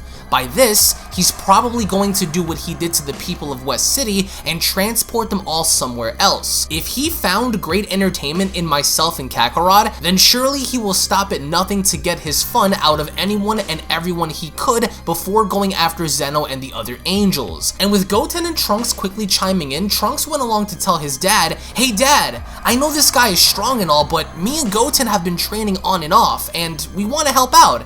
Since we aren't strong enough like this, maybe we'll use fusion," with Goten then chiming in and commenting, "Yeah, and then we'll show that guy not to mess with us." So the boys have absolutely no idea exactly who Merno is or what he's capable of, but even then, after knowing the fact that he was still able to defeat Vegeta, they're still not backing down in suggesting fusion, as Vegeta went along to comment, "As bad of an idea this is, I'm afraid at this point we have no other choice than to use everything we have as a measure to stop him. For this to work, we just may need every single fighter we can get to defeat him. This won't be easy, damn you Merno. Where are you, Kakarot?" Which, to be quite honest, just off of this page alone, I am getting serious Dragon Ball Z Majin Buu arc vibes in the fact that we have Vegeta, Piccolo, Goten, Trunks, everyone's trying to figure out what to do, and even with Super Saiyan Blue, granted, even if Vegeta were to push himself into using Super Saiyan Blue evolution, it's arguably still not going to be enough to battle against such a being like Merno, considering the fact that Merno is supposed to be one of the strongest angels, as Vegeta even recognizes the threat at hand in acknowledging the fact that it's not only going to be him and Kakarot they need, but literally everyone else, especially if Merno is looking to battle against the entire Earth, as only back with Goku and the mysterious individual within the void, we then observe how Merno appears to be within the void with Goku and this other mysterious person, as Merno went along to tell Goku, "And here I assumed you were somewhere else, mortal," as Goku went along to comment, "Am I seeing things, or is that really him? He just popped out of nowhere. What's he up to? What is he talking about?" As Merno sticks his hand out, he goes on to greet Goku by telling him, "It's so nice to see you again, Son Goku." And with Goku then quickly getting into fighting position, he then went along to tell Merno, "I know exactly why you're here, Merno. If you want to finish this, then let's do this. I'm ready." As the mysterious person cuts in, he then goes on to tell Goku, "I wouldn't be so quick to attack now, Kakarot. Remember what it was I told you before. One must first understand before they take action. This is not the real Merno. This Merno is a creation of my own. In order for one to rid themselves of fear and anger, they must first confront the darkness. This Merno here is like a doll, created by me in order for you to gain a better understanding of this place. I am more than you see or know, Kakarot." So, in case you guys are wondering, the Merno that's inside of this place with Goku and this other person is in fact a clone, just like all of the food that this person had made in the previous manga chapter out of literally nothing. He did the exact same thing here by essentially creating another Merno just for Goku to confront. As Goku went along to comment, "Hey, wait a minute, I thought you could only create endless amounts of food. How could you possibly create a living being out of nothing like that? So, are you like his dad? This is so weird. He looks and even feels like Merno. That energy I felt on Beerus's planet is the same as it is here with this clone. This is unbelievable. Why did you do it?" As the mysterious person tells Goku, "Anything is possible in this realm, Saiyan. In fact, this clone has the exact battle power of Merno as well. There is nothing I cannot create or do. This goes for gods and angels as well. Merno is a feared, powerful angel, stronger than most of his brothers and sisters. He will be the perfect sparring partner for you here, Kakarot. He won't hold back." As the clone went along to tell Goku, "I hope you're ready." As the mysterious person then continues, "There are rules that all things must go by in the 12 universes. This includes gods and angels. In this realm, however, the only rule is me. You will find this place much different than any other. This Merno will be used as a tool for you to test your powers against. I want to see the extent of your powers against this clone. If you fail, I will heal you so you may try again against him, mortal." And with Goku absolutely taken back and confused, he went along to comment, "This is all too much to take in at once. It kinda feels like a dream, but I'm awake. Say, who are you exactly? you seem to know more than you let off. You are able to do many things here that I must know who you really are. And as this mysterious individual slowly lifts the hood off of his head, he went along to tell Goku, who I am is not important right now. I am simply a retired old man. Nothing more, nothing less. And need I chime in the fact that this obviously looks like the Omni King, even though right now we don't know who this is, if in fact this is the father of the Omni King, if in fact this is an alternative version to the Omni King, a much older Omni King. This gives me the original Dragon Ball vibes. If you guys remember when Jackie Chun first fought against Kid Goku in the original series, with Master Roshi having to simply disguise himself, that's the kind of vibe that I'm getting here, is the classic Goku and Jackie Chun situation, to where obviously this looks like Zeno, he has the same silhouette and build as Zeno, but the reason why he's hiding himself is quite unknown, as meanwhile back on Beerus' planet we get to see how Whis then begins to talk to Vegeta as he went along to comment, so my suspicions of him being on Earth was correct after all, and this is why you've all gathered to come to Beerus' planets.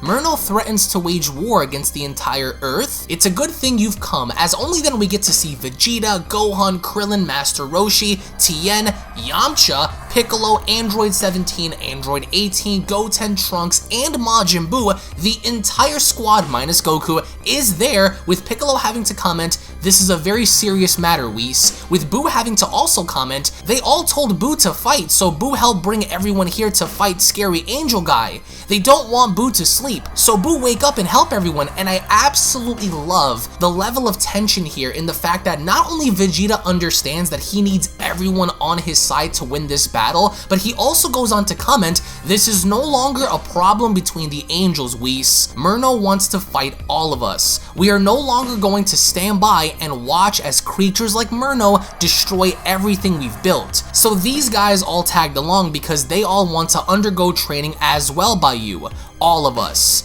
We don't have time to waste. So I absolutely love the idea of people other than just Goku and Vegeta receiving training from the gods, and the fact that Gohan wants to be trained by Whis, Android 17 wants to be trained by Whis, Piccolo wants to be trained by Whis, Krillin wants to be trained by Whis, because everyone has this mentality that enough is enough. We can't stand idly by in the fact that what if Goku and Vegeta can't get the job done? What if they simply come across someone and they need help? They can't do nothing because they're weak, so now they've all come here to get stronger. And I absolutely love this fan manga for that, as out of nowhere only then, the Grand Priest pops in as he then goes on to respond to Vegeta, "Well then, since this is no longer an issue involving the angels, then we will help you during this time," as Whis goes on to cry out, "Father!" with the Grand Priest responding, "I sense a great battle looming. Vegeta, son, I choose you. You will now face me one-on-one to better prepare you. I will train you myself. You have great potential. Now come." As Vegeta smirks, he went along to tell the Grand Priest to fight the strongest of the angel race. Second in command? Sounds perfect to me. Now let's just see what you can do, Priest. As only then we get to see how the Grand Priest and Whis are talking to everyone up above them, we eerily enough get to see how Merno is secretly spying on them by poking his head out of the portal he had created, as he went along to say to himself, "This is going to be so much fun. It's just as I thought it would be. You will all soon be dealt with. The game is only beginning. First it will be you, then my father, and lastly you, Zeno-sama. It's almost time." With Merno having to be shown seemingly meditating somewhere out there in space, and with Merno understanding that the Grand Priest is training Vegeta, Merno then came to the idea as he went along to say to himself, "Hey, wait a minute. Vegeta refused to let me train him, but he agrees for my cursed father to teach him? To train Vegeta to be at his best is my job. I wanted to see the mortal's potential come to life, not my father. Vegeta took me for a fool. To see him grow has been in our plan." As Merno then stands up, very angrily mind you, he then continues, "Curse those weak mortals. Seeing Vegeta's growth has been in our plans since we encountered him. That pathetic father of mine is taking everything in for himself. Why does he care about seeing the mortals grow now? My plan was to kill them. Perhaps I have been too lenient with these creatures. I should have erased them all when I had the chance. No matter, however, they will all be soon dealt with. Once I have my fill of the strongest in the universe, I will end everything, including Zeno. As Merno then goes to power up, he then went along to cry out, "Damn you all! I feel as if I am at my limit. I cannot allow my father or my brother ruin my plans. I will break all of them. You've abandoned me and turned your backs to me when I needed you the most. Zeno ruined everything, and yet you stand with him? I will crush all of you, beginning with every mortal in the 7th universe, then those foolish gods, then my siblings, and then you, father. And once I'm done, I will rip Zeno into pieces." So Merno seems to be very upset at the idea that Vegeta agreed to train with the Grand Priest and not him. For whatever reason Merno wanted to train Vegeta for, he wanted to see Vegeta's true potential, because he actually wanted to see for himself what Vegeta, a mortal, would be fully capable of once he did receive that training, as only then we go back to Beerus' planet with Whis having to talk to Gohan and telling him, "You've come up with an amazing strategy, Gohan. If this works, then you will have a great chance at survival," with Gohan having to reply, "Somehow I think it would be best if we have no other choice." As Whis replies, "Perhaps now you can assist Vegeta in case he runs into trouble with Merno. Although it is a very tricky plan, if done right, with your combined power it would surely be enough to throw Merno off his game. Your support is needed, Gohan," as out of nowhere there is a massive explosion scene in the background. With everyone then looking on, Whis went along to continue, "Oh my, it would appear that my father and Vegeta are still battling.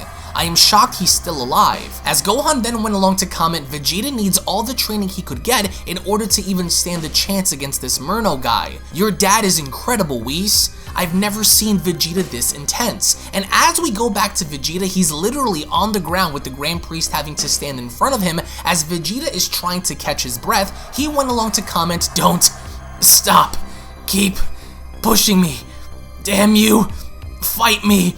I won't quit," because Vegeta knows that he needs this. Although he is very strong in his own right, one of the absolute strongest in the 7th universe, he pales in comparison to the angels. And being the fact that he's being trained right now by one of the absolute strongest, he still doesn't have a chance but refuses to give up. As we then go back to Vegeta shown on the floor huffing and puffing, he went along to comment, "You're so strong," with the Grand Priest having to then tell Vegeta, "For a mortal being able to produce this much power within a short time is very impressive, Vegeta. I am not fighting to kill you because that would have already happened, but you are actually making me break a sweat. I am shocked. I wonder how far you're willing to go," as Vegeta went along to respond, "Even though your power is far beyond mine, everything starts here. I will show you how strong I really am in time. All this is doing is making me stronger. You're easily the most powerful opponent I've ever faced before, but you still don't scare me. I will find a way to break Merno. Now, let's get..." And then out of nowhere we get to observe how the Grand Priest suddenly goes missing, with Vegeta having to comment, "What? Grand Priest? Where did he go? He was standing right in front of me. It's like he just vanished without a trace, but how? I was just looking at him, what happened?" As immediately the landscape is shifted as Vegeta finds himself back in a very familiar place, with Merno having to be shown hovering over him. He then went along to tell Vegeta, "Did I just interrupt something, Vegeta? It was almost as if you were planning on finishing something." "Well, the finisher is me, mortal. Welcome," as Vegeta comments, "Merno? But how? What did you just do? Where are we? How did you find us?" As Merno replies, "It looks like your progress with my father has paid off a bit, hasn't it? It's funny how you refuse to accept my offer, but agree in allowing my father to give you pointers in battle. You're a coward, but it doesn't matter now, Vegeta. From now on, I am going to be your opponent. Now that you've grown stronger, I want to see the full extent of what you can do. Now, let's continue, Vegeta. Let's continue from where we left off in the same crater I left you before you were saved, in West City. This time, I don't plan to save you. I hope you know what's on the line, mortal. If you fail, all will be erased. Oh, and don't worry, I brought all of your friends here too to watch you die here as well. And if they wish to oppose me, then I welcome fighting all of you at once. Since you were so desperate for my brother to train you, allow me to test you, as all of the Z fighters are shown in the same crater that Vegeta was initially left in before Merno had reversed his final flash onto him. As only then Merno continues, I've kicked Whis and the Grand Priest away from here and used a powerful spell to blur reality for them. They are powerful, so I'm sure they will break it in moments. However, if they were to want and try to come here to stop me, they'd need around 1 hour to get here to do so, which by then, I would have long killed all of you by the time they arrive. The game continues, Vegeta, just as I had said before. Now enough talk, let's get started then, shall we? Who's first? As Krillin then chimed in telling Merno, wait! Do you intend to fight here on Earth? The people of this planet had done nothing to you. They would all be in harm's way if we all end up fighting here. What exactly is your problem? As Merno goes on to reply, oh, shut your face, mortal. You don't have to worry about the people of this world. There won't be anyone or anything to stand in between you and our battle here, which means you don't have to worry about what ends up getting destroyed. The people of Earth no longer exist here anymore. This includes your daughter, Marin. All of your children and family are gone. It's just us here, which means there is nothing to stand in our way. I made sure to get rid of all of the annoying Earthlings of this planet before we battled, because I know how much you care about them. And with 18 overhearing this, she went along to comment, what did you just say? You did something to my little Marin? How dare you? How dare you? With Gohan also commenting, Pan and Videl, Mother, everyone, what exactly did you do with everyone? Where are they? If everyone is gone, then where do they all go? I can't feel anyone's life force. What did you do with everyone? As Merno looks down and condescendingly telling Gohan, if you really want to know what I did with everyone, including your mother, wife, and child, then why don't you try and make me tell you then, since you're so very eager to know, Gohan. And I love the absolute level of tension and deceitfulness coming from Merno in the fact that he knows what he did, but he's choosing not to say anything about it. As Gohan quickly charges in, he went along to cry out, you horrible monster, I'll kill you! And right before he does so, Piccolo grabs onto Gohan and telling him, Gohan, no! Wait! Do not engage him. You will only get yourself killed. Listen to me. Calm down. If Goku and Vegeta couldn't even scratch him, then you'll only be going into this fight to die. This is not the way. From what we know, he most likely didn't harm anyone, which also includes Chi-Chi, Videl, and Pan. You can't just blindly go into this fight after knowing what he can do. He's an angel, Gohan. We need to plan ahead. He isn't interested in talking or being reasoned with. He wants to see your power, knowing very well you aren't strong enough to fight him. It's a trap. Don't battle him yet. We still need you in this fight, Gohan. Stand down. And with Merno disappointed, he went along to reply, how pathetic of you. So you won't take any action in my provocation, knowing that I will destroy everything if you don't? You are all cowards, as expected from a former god of Earth, Piccolo. To think that you, once a former demon lord, reduced to a powerless worm. It doesn't matter though, it's all a part of the plan. You all seem so eager to fight me, but refuse to do anything to stop me. I don't have all day.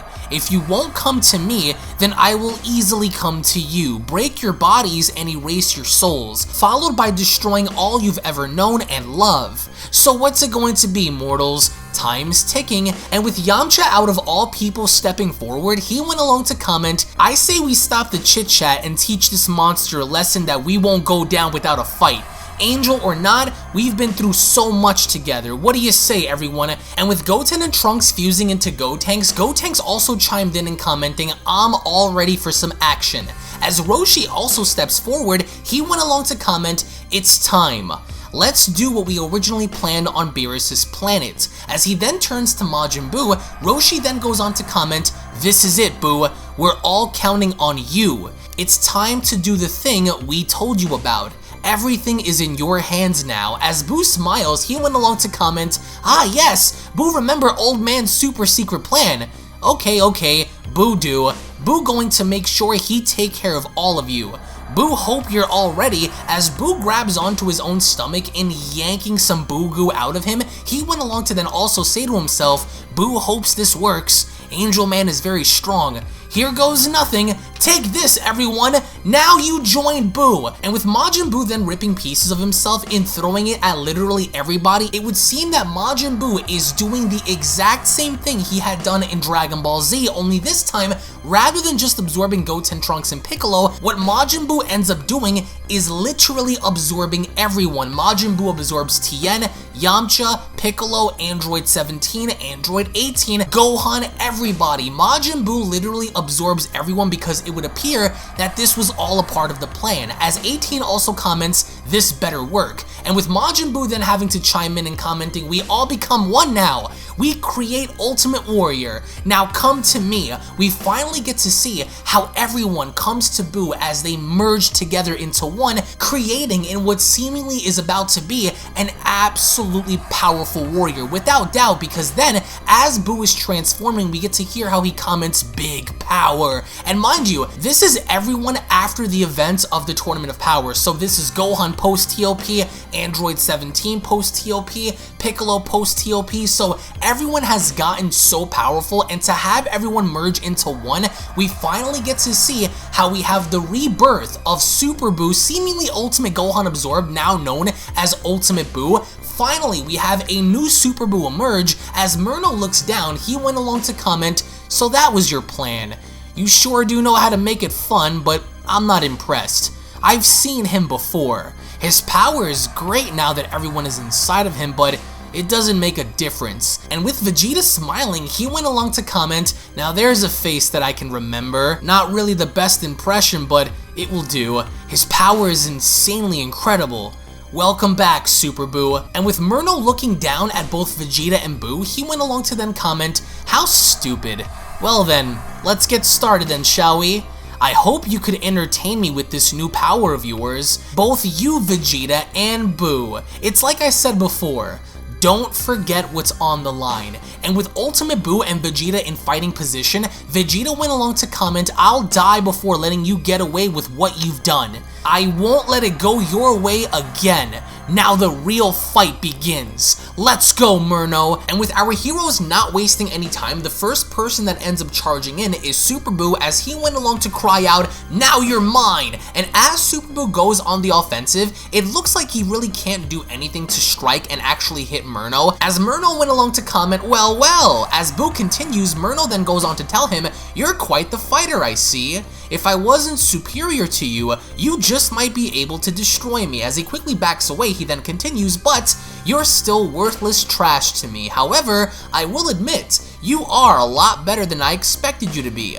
Your battle power is interesting. However, no matter what you do, you can't beat me ever. As only then Super Buu goes on to create an attack by telling Merno, I'm only getting started. Allow me to show you what I can really do.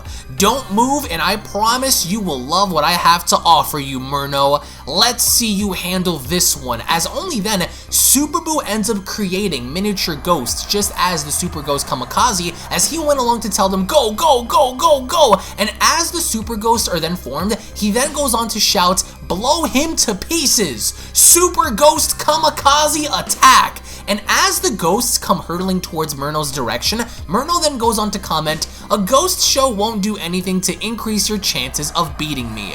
These childish attacks won't affect me in the least. Let me show you. As he then goes on to create portals in which sucks in all of the ghosts, he then goes on to comment, ta-da! Behold, mortal, I believe this is yours. As he quickly then opens up the portals as the Super Ghosts come charging into Buu's direction, what they end up doing is going right through Super Buu, with Merno having to be taken back. He only then comments he vanished.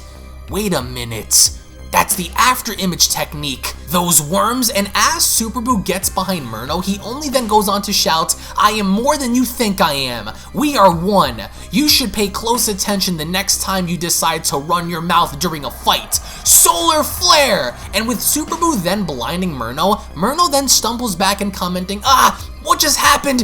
What did you just do? You blinded me.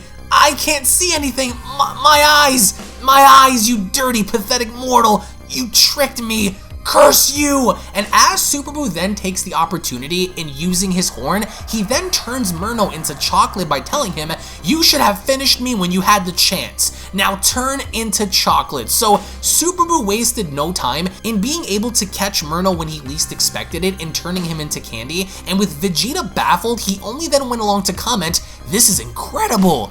No way. Is that it? Did he really just defeat Merno that easily? Either Buu's power is beyond ours or Merno is up to something. Which one? And as Super Buu then consumes Merno, he then went along to comment, this battle is over. You won't harm anyone anymore. But I will say, he went down a lot easier than I thought he would, until then out of nowhere, Merno ends up creating another portal right next to Buu as another Merno steps out and telling him, well, that was certainly surprising. I wasn't expecting for you to be quite the trickster. I'm very shocked. I truly don't understand what you guys were thinking. Do you truly believe that allowing yourselves to be absorbed and fuse into one would be enough to stop me? You warriors certainly are impressive with your tricks, but your power and strength is laughable. Use your head. Do you truly believe that you, a mortal, have what it takes to destroy an angel? I come from a time and era far beyond your understanding. You would need more than what you are capable of now to even make me sweat, let alone destroy me. I am beyond your existence. As Buu goes on to comment, son of a bitch, what are you? Can you even be killed? How did you escape my attack? I watched you be eaten. So how are you standing in front of me when you're supposed to be in my stomach? As Vegeta comments, this is insane. If we don't figure out his abilities and tricks soon, then we won't stand a chance of beating him. He hasn't even thrown a single punch yet and somehow he's still in control of the situation. How? As Merno then continues, but let me also be the first to tell you, warrior, to be eaten after being turned into chocolate certainly boils my blood to think that you would eat me in order to beat me. And now, I'm mad. As he only steps through the portal in grabbing Buu by the horns, he then goes on to tell him, surprise! I think it's time we end this little game of ours, Buu. You're not the only one who has a bag full of tricks. The only difference is, however, are that mine only need to be used once in order to get my point across. Let's end this. As he then creates an energy blast in front of Buu, he then goes on to tell him, I would have killed you sooner or later anyway. Such impudence cannot be forgiven. Until then, we observe how Golden Frieza ends up shooting a blast in between Buu and Merno as Frieza went along to comment, so this is where you've been hiding. That's my line you're stealing, you know. I've been searching for you, as I thought you'd be here. I don't assume that you thought I'd be dead now, didn't you? Luckily, I was able to survive, even if it was barely, so I figured I'd come here first. I wanted to thank you for our encounter last time. You opened my eyes about a lot of things. I'm just here to return the favor, only this time, you will be the one who dies and I will be the one who lives. I see you've met with those idiots from Earth. It doesn't matter nonetheless. They will all be soon dealt with. However, you are my primary focus. Allow me to further remind you on just who the hell I am and why I am the most feared being in the entire universe. It's time for you to get what's coming to you, an eye for an eye, Angel. Are you ready? And with Vegeta shocked, he went along to comment, what? Frieza? How are you still alive? And how did you even find us here, crap? What's his motive? Is he working with Merno too? As Merno then begins to break a sweat, he then goes on to comment, it's you again. I see that you were able to somehow survive. That's indeed definitely bad. No matter. If death is what you're after, then I'll give it to you. As we go back inside of this mysterious void that Goku is in along with a clone Merno, Goku then went along to tell the clone, I need you to show me that move we just talked about. I want to see you use it with force. And with Merno taken back, he went along to ask you, what? Do you seriously intend for me to use that skill against you? What would you have to gain from seeing it be used against you? Surely you aren't planning on using it yourself. You wish for me to use it now? As Goku went along to state, I'm dead serious about it. If we don't do that, then I won't be prepared for when the real Merno uses it against me. I need to memorize it and prepare for it better than before. Plus, I want to beat the real you, so in order for me to do that, I need you to come at me with everything you have, especially with that move of yours. It's the only way to win. And with Merno grinning at Goku, he then went along to tell him, "You intend to try and reverse my own move against me, do you, Goku?" Well, if that's the case, then you will regret that statement. However, I will give you what you ask for then. I just hope that you know that this time around, I'm going to put a little bit more effort in beating you around this place. Come. As we then go back to Earth with Golden Frieza having to return, we then get to see how Golden Frieza, Ultimate Buu, and Vegeta look on as they are baffled that Merno in fact has another copy of himself on the battlefield itself, as Vegeta went along to comment, "I can't believe this. How could there possibly be more than one? Is this an illusion or something? They are exactly the same. What's going on?" As Merno then condescendingly goes on to tell Vegeta, "What's the matter? Are you surprised, mortals? Was it something I said?" Because, let's face facts, Merno knows exactly what he's doing, as only then with Vegeta having to join everyone in the sky, he then went along to tell Merno, "So this is what you've been hiding. You finally show your true colors." This was very unexpected, so then one of your powers is to create clones? Am I wrong? I sense the same energy coming from both of you, and it doesn't appear to be an entirely new angel. So the truth is out, isn't it, Merno? As Merno then went along to tell Vegeta, well, as expected from you, Vegeta. It took you long enough, but I had a feeling that you realized this since we first met, haven't you? Of course I knew that you were aware of it. As Vegeta goes on to respond, I had a feeling that you were up to something like this, but I didn't know if I was right about it or not. You mask your power very well, but I knew something was off about you. It's an incredible power nonetheless, but now that we know, this isn't good for you. As Merno goes on to reply, "It doesn't matter either way, mortal. This is very different from what you think you know. My power is rare and it goes far beyond anything you think. However, since you really want to know, then allow me to teach you what my true power is all about. There are things that you mortals have yet to see or learn about. Allow me to show you then. This ability allows me to duplicate myself as many times as I want to. I could create endless amounts of separate entities who all wield equal powers and skills as the original without strain, along with sharing the exact same memory, which is all shared." And with Super Buu absolutely shocked, he went along to comment, "So even if one is fully destroyed, he already made enough copies of himself, which means it's an endless battle." As Merno then only acknowledges Super Buu, he goes on to tell him, "And this surprises you, Majin? This ability is very similar to yours, along with Tien's multiform technique, only mine can remain permanent if I so choose, along with each having the ability of interdimensional travel and multiversal power. You're not fighting a copy, you're simply fighting me, each with a heartbeat, each with the same mind and power. Also, if I really wanted to, I could launch an army of myself on the multiverse and there is not a single thing anyone can do to stop me. I am far beyond your understanding.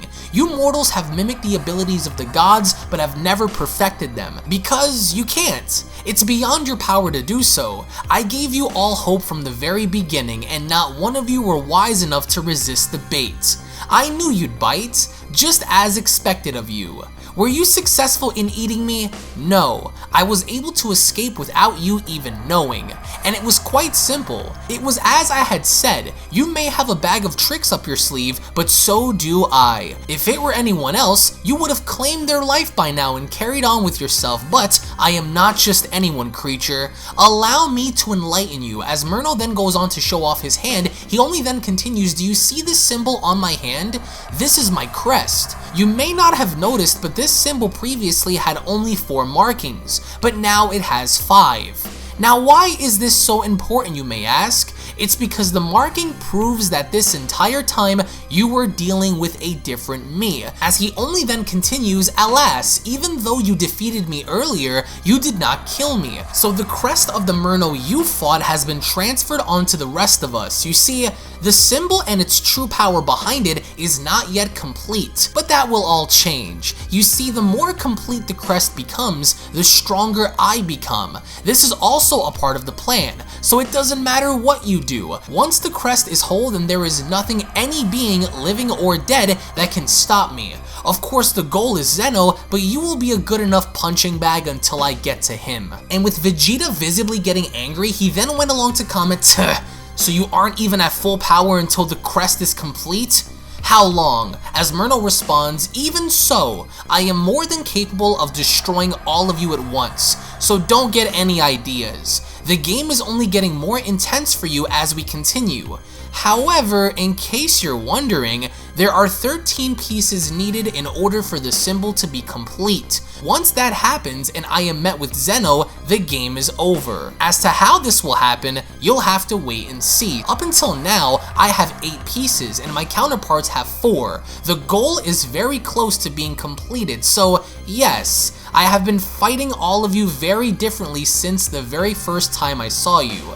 And yet you were still blinded by your arrogance to see the truth, basically confirming that Vegeta, Boo, Frieza, Goku, everyone had ended up fighting a different version of Merno and not the original. As he only then continues, "I saw something within you, Vegeta, something raw and untapped. You would have been the perfect destroyer if you ever wanted to be, but instead, you allowed your pride to blind you from the gift I would have given you. You refused my offer only to train with my father. And where exactly did that get you? You turned your back on me, Vegeta, even knowing that I allowed you to live following our duel. You still refused. No matter, there is nothing that the 3 of you or anyone else can do to stop me. My brothers and sisters aren't stronger than me, so Whis wouldn't be able to destroy what I've become. Nor could the others who have grown lazy with the destroyers that they are attending. Pathetic." But Vegeta ends up smiling in the face of Merno as he then went along to comment, "So then if you're so sure of this plan, then why are you even bothering to tell us then? If you are this cocky, even if we know, it still won't be enough, so what's the point then? Why show us all of your cards when the battle is only beginning to get good going forward? Surely you're not scared." As Merno goes on to comment, "There is nothing to be afraid of, especially with the 3 of you. Although, I hate to admit it, the only person who could really stand up to me at this point would be my father, the Grand Priest. But he hasn't battled a serious battle for billions of years. So outside of him, you, the gods, and my siblings are nothing that I cannot handle. Actually, come to think of it, if you are actually able to somehow do so, I wouldn't mind dying by your hands, Vegeta. It would only help me, but only if you can. Of course, it wouldn't be easy, certainly for a mortal like you, but I'd accept it if somehow you were able to. What do you say?" And with Vegeta getting into fighting position, he then went along to smile and tell Merno, "To be the first to kill an angel by the hands of a Saiyan prince? I'd be more than happy to accept your request, Merno. You won't complete your crest so as long as I'm here to fight you. So let's do this." With Ultimate Boo, Vegeta, and Golden Frieza standing together, they are ready. They're all ready to engage Merno because they know they have no other choice. With Super Boo glancing on, he then went along to say to himself he's up to something. He's getting ready, and that's exactly what Merno ends up doing, because one of the Merno clones actually removes their cape and then having to tell Majin Buu, "Well then, Majin, we have some unfinished business to attend to. Let's continue." So while one of the Mernos goes on to further challenge Super Buu then gets into fighting position, eerily enough, the exact same fighting position that Yamcha gets into, because he only then goes on to tell Merno, "I'll have you know that I'm only getting started, so don't get a big head. I beat one of you and I'll do it again, only this time, let's see if you're ready for my Neo Wolf Fang Fist." And the second we get to see Super Buu step right in, Merno sticks his hand out as he goes on to tell Buu, "This should be fun. The name sounds awesome. come, and that's exactly what Boo ends up doing, is unleashing the Neo Wolfang Fist as he goes toe-to-toe against Merno. However, in the background we get to see how Golden Frieza is overseeing this fight as he goes on to comment, "They've only just begun and I'm already sick of them. This game is over for all of you." He instead ends up pointing his finger in the air and creating a massive supernova-like attack in the sky, and with Frieza holding this death ball supernova up above him, he then went along to comment, "Angel or Majin, I don't care who it is. I've grown very impatient of being mocked, so now you will all die. I hope you're ready for this." And with the fight ceasing, Merno then goes on to tell Super Boo, "You might want to look behind you, Majin. Your friend over there looks very angry. It would seem as if I am not your only target." And with Super Boo turning around, absolutely floored, he went along to comment, "Frieza, what are you doing? Have you lost your mind completely? Don't launch that attack." But Frieza being Frieza ends up launching the attack anyway, and with this massive attack having to come down onto Super Boo braces himself as he goes on to comment, "You idiot Frieza, you're only going to get us all killed. Damn you!" What follows is a massive explosion that occurs that literally disintegrates Super Boo into pieces, and as Super Boo tries to pull himself back together, he ultimately does as he goes on to cry out, "Frieza!" And with Frieza just standing there and pretending as if nothing ever happened to begin with, Super Boo only then goes on to tell him, "You bastard! Have you lost your mind? Why are you trying to attack your only ally on this battlefield, you idiot? He's the enemy, not us. Are you just stupid or do you have a death wish? The point is to defeat him." As Frieza then so condescendingly goes on to tell Super Boo, "Oops, my hand must have slipped. I know who my enemy is, so there's no need to remind me. I know why I came here, but I mean, you were only in my way, so I guess you were simply collateral damage. Try not to get in my way next time, or you might not survive, and besides, you can regenerate yourself, right? Now I don't see what the problem is if you're still standing right in front of me. Arguing with me won't do anything to kill him, it's a waste." So being the fact that he's here, he then leaped on in as he then went along to tell Super Boo, "Plus, I don't recall us being friends, so I don't care what happens to you. If you are just going to become a burden for me, then you better get lost and stay out of my way.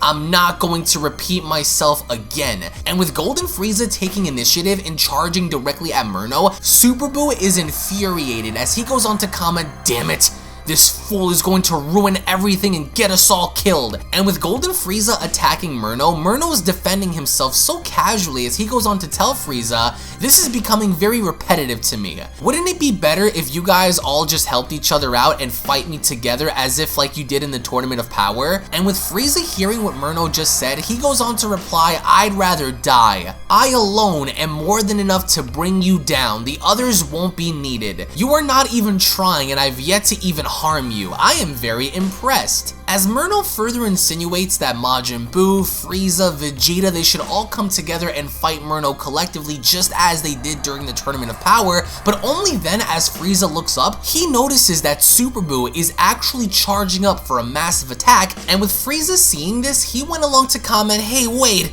what are you doing?" Momentarily pausing his battle because he knows that Super Buu is actually condensing all of his energy in the form of an attack, and as we go back to Buu, he then went along to comment, "Let's see you try and survive this one. Here goes! Neo Tri-Beam," actually borrowing from Tien, being the fact that Tien is also a part of Majin Buu now, with Super Buu only then ironically firing down this attack only on Frieza. Frieza then went along to comment, "What are you doing, you idiot? That attack is headed for me! How dare you! Your target is him, not me! Damn you, Majin! You will pay for this!" As he is consumed by this massive Neo Tri-Beam attack. With Merno just standing there, he went along to comment, "Oh my," and with Buu just continuously shooting this thing down, he only then went along to comment, "Whoops, my hands must have slipped, Frieza. You were simply standing in my way." So I absolutely love how originally Frieza started all of this. It was because of Frieza's Death Beam / Supernova attack. that caused Majin Buu to retaliate by firing his Neo Tri-Beam now on Frieza. With Merno just being absolutely confused on what the hell is going on, after the Neo Tri-Beam initially hits Frieza, Frieza then emerges from the crater badly wounded as he went along to tell Super Buu, "You, curse you, what are you doing? You completely missed your target. How dare you mock me? Look at me, look at what you've done to me. I should erase you and this entire planet right now for your deceit. Foolish creature, I will not take pity on you for doing this." And with Super Buu then approaching him by sticking his hand out, he then went along to tell him, "You should be careful with what you do, Frieza. It's like I said, you were simply in my way. Don't move. This should do it. I'll heal you right away, but if you try one of your stunts on me again, then Merno's going to have to wait before I crush you first." And with Buu healing Frieza, Frieza then went along to comment, "My body, my power's been fully restored. Curse them." And with Buu then taking initiative and charging back at Merno, he then told Frieza as he took off, "Like I said, make sure not to get caught in any of my attacks again. I'm not going to tell you twice. In the meantime, I've got business to attend to, so either assist me or stay out of my way, Frieza." And Frieza is very, very angry as he went along to comment, "Is he serious? I am not a child. I won't forgive you, you low-life creature. Curse you. I'll have my chance, and when I do, you will not be talking to me ever again. I promise." As only then we go back to the other Merno with Vegeta. He also goes on to remove his cape and telling Vegeta, "Now then, I've waited long enough. It's time, Vegeta. I expect your best because I will no longer be holding back. Let's begin." With Merno now having to finally challenge Vegeta in a one-on-one battle, Merno then went along to tell Vegeta, "I'll admit, Vegeta, I am looking forward to seeing the fruits of your training with the old man. For a mortal such as yourself to have gained his respect is very rare, but even then, I want to see the full extent of your powers. Don't hold back." As Vegeta went along to reply, "Old man, huh? You know what I find interesting is that an angel who sits at the highest of their positions would have such a rebellious nature. For a being that was supposed to be neutral, you sure prove otherwise." As Merno responds, "How naive of you. Typical of you mortals, let me remind you that it doesn't matter who or what you are. All beings are rebellious. They all feel wronged at some point and are thus changed by these actions. Let it be known that your daughter will also do the same one day." Which reminds me, Saiyan, tell me, have you ever respected your father, the king, before? I take it you did not. Why would you? It's fascinating that he died in this universe by someone else's hand, because in my universe, Universe 13, it was you that killed your parents for your own personal gain. You murdered them to prove your superiority to your people. I take it you would have done the same here too." As he continues, "This is what makes you different, Vegeta. This is what I like about you. You will do just about anything to get even stronger. It is a quality that I admire most about you. It was as I said before, you are the perfect warrior, but your judgment on reality is flawed. Not many are willing to throw everything away to get ahead, but in this case you have no chance against me, which is why you should remember the risk." As he only then goes on to continue, and speaking of which, there is more I need to inform you of before we begin. I'm sure it was something that's been on your mind since our first encounter, but here it is. As Merno then creates a little tiny portal in his hand, he goes on to tell Vegeta, "Do you see this? My ability to create portals is just a normal portal, but they don't simply transfer matter from point A to point B. For example, I could easily teleport you to another planet or anywhere I choose in the multiverse, but that wouldn't be any fun. The portals can also transfer pure energy and particles. If I also wanted to, I could bring heat to a cold planet or create life just as I desire. I could manipulate this power into anything I want it to become, and use that to create or to destroy anything I so desire. It's both a gateway and a weapon of war. Such a power is not so easily taught, nor could anybody simply learn this skill without the proper mind and body concentration. You've been wondering how I was able to do everything that I was with this, and now that you know, its power can destroy you, Vegeta. Do you remember what I did with your final flash? I lowered its effect, which was why you were able to survive, because I wanted you to. Otherwise, you would have been long dead by your own attack. So just remember that this isn't just something to overlook. Remember what's on the line, Saiyan, as Vegeta goes on to reply, "So what's the point of telling me all of this then? What's your plan?" As Merno responds, "The point is for you to know. But to put it to you bluntly, the most powerful usage of these is the ability and the absolute freedom to transfer energy from one being into another. No matter the person, even if they are total strangers, one could allow the other person to become strong or become weak. The strong can remain strong while the weak could either die as worms or grow stronger by the host. It's as I said, these portals are a gift, Vegeta. And so far, I have done this with 13 universes in total, 12 being the ones that are currently here, and mine, which was destroyed by Zeno, which explains why the other clones are just as powerful and wise. Now, do you see why you don't stand a chance, Prince? However, as he only then goes on to continue, why don't you allow me to take you under my wing, Vegeta, and grant you limitless power? I know how much you crave to be the best. Just as I did with my counterparts, I could allow you to become more powerful than you could ever imagine. A power that cannot possibly be reached on your own. This strength would be unmatched by mortals or gods. As Vegeta so bluntly went along to tell Merno, "Oh please, spare me, I refuse." As Merno then in disappointment went along to reply, "As expected. I knew you'd let me down again. It's a shame." This is why your counterpart from Universe 13 was much smarter in making the best choices. You could have become the mightiest in the cosmos. How disappointing. As Vegeta responds, "I don't care. You could never know the feeling of being beaten, especially for a Saiyan. It eats away at your soul. I'd rather die trying than commit to something that's against my honor. Being overpowered in battle and not being able to do anything about it is the absolute worst feeling for a Saiyan. So the answer is no, Angel. I will just beat you with my own hands without your lies. I've shattered my limits before on my own, and I will do it again with you. Make no mistake about it, you're great, but I'm better." As Merno then went along to respond, "How naive of you. Why choose to train with the Grand Priest over and over again when you can gain such power tenfold instantly without having to put yourself through so much pain? A power that no other god, mortal, or even angel can achieve. Yet you choose to want to put yourself through so much pain for a chance to become stronger.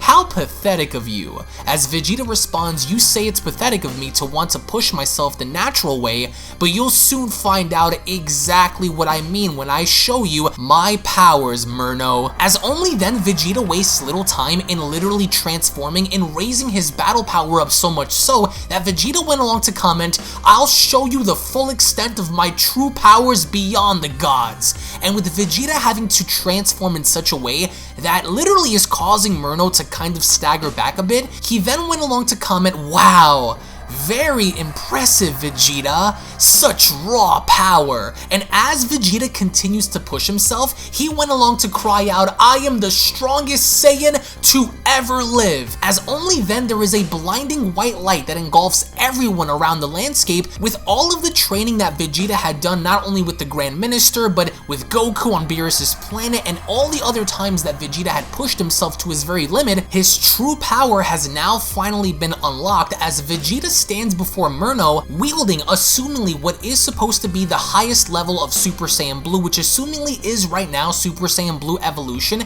and with Merno looking on, he then went along to comment, "What power! Amazing!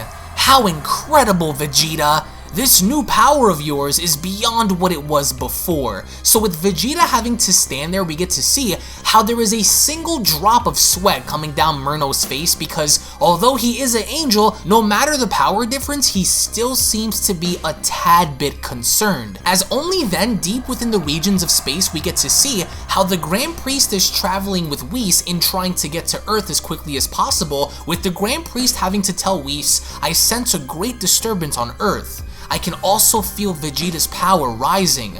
How long until we get there, Whis?" As Whis went along to reply, "I feel it as well, Grand Priest. It should only take us about 10 more minutes until we arrive on Earth." With Vegeta having to unleash such power, it should hold off Merno long enough before we arrive, as only then we get to see how both Whis and the Grand Priest are absolutely baffled because then the Grand Priest went along to comment, "Vegeta's power has risen to an incredible level. I didn't think this was possible." As Whis went along to reply, "We must hurry. I can sense Merno will also be using his full power as well." As we only then go back to Earth with Vegeta's power having to flare before Merno, he then went along to tell Merno, "Welcome to the end of your life." And with Merno standing there in absolute awe, he then went along to tell Vegeta, "Spectacular, Vegeta! I was right about you. Now you can show me what the strongest mortal of the 7th can do." And with Vegeta really not taking any shit from Merno, he then went along to reply to him, "I'm sick to my stomach of hearing you talk. If you're so confident that I can't beat you, then come prove it." So unlike how we've seen Vegeta originally fight Merno in the beginning of this entire arc, how Vegeta was very timid and Vegeta didn't really know what to do considering Merno's power, now it's the total opposite. He's confident, he's actually taunting and further telling Merno to come engage against him, and as he does, Merno then creates a portal and having to punch right through it and telling Vegeta, "If you insist, mortal, little by little I will reveal to you the true power that lies within me. Now let's just see what you can do." And the second we get to see how Merno's punch is just about to make contact, out of nowhere, Vegeta ends up grabbing onto Merno's punch and stopping it, followed by then having to deliver a punch of his own by having to go through Merno's own portal, decking Merno directly in the face. As Merno then staggers back, he only then leans back up with blood running down his nose, as he then goes on to tell Vegeta, "Blood? Yes, very good. This is what I want from you." So this is arguably the first time that Merno had ever received a bloody nose during the course of battle against Goku or Vegeta, but Merno doesn't stop there because he quickly rushes on in and then having to tell Vegeta, "But don't get ahead of yourself, Saiyan. I'm only warming up against you." And with Merno being unsuccessful in fully connecting his hit with Vegeta, he ends up creating multiple portals and having to punch directly through them, but as Vegeta is simply just standing there not moving at all, what Vegeta ends up doing is deflecting all of Merno's punches that are coming from each of the portals he's creating, and then following up by once again punching Merno so casually in the face again that causes Merno to stumble on back once more as his body is rattled, and telling Vegeta, "This is so much fun. This was what I was looking for." And with Super Buu looking on, he then went along to acknowledge Vegeta's power and commenting, "Vegeta's evolution is beyond anything I could have possibly thought it would become. He's making it look easy." As Golden Frieza chimes in, he also went along to comment, "You disgust me, you dirty monkey. You're still a pile of Saiyan trash." And typically just being Frieza, right? Frieza being Frieza is nothing new, and with Vegeta standing there with this beautiful aura around him, he went along to then ask Merno, "What happened to destroying me, Merno? Are you finished already? What a shame. If you don't mind, I'd like for us to begin now." With Vegeta having to be at his absolute strongest in charging directly at Merno, the first thing that Vegeta goes on to tell Merno is, "You will get exactly what's coming to you." Right before proceeding to kick Merno directly in the face, he follows up by telling him, "For everything you've said and done, I will give you my all," because this is what Merno has been asking for in Vegeta for such a long time, as only then Merno goes on to say to himself, he's much better now than how he was before. This is great! As Vegeta continues to literally eviscerate Merno all throughout the landscape, keep in mind, there's nobody on planet Earth, right? Merno had grabbed everyone on Earth and teleported them elsewhere. So the only living things on the planet right now are Vegeta, Super Buu, Golden Frieza, and Merno. And being the fact that Vegeta is in pursuit of Merno, he then went along to tell him, "Fight back, clown," as he then proceeds to go on ahead and knocking Merno back down onto the ground.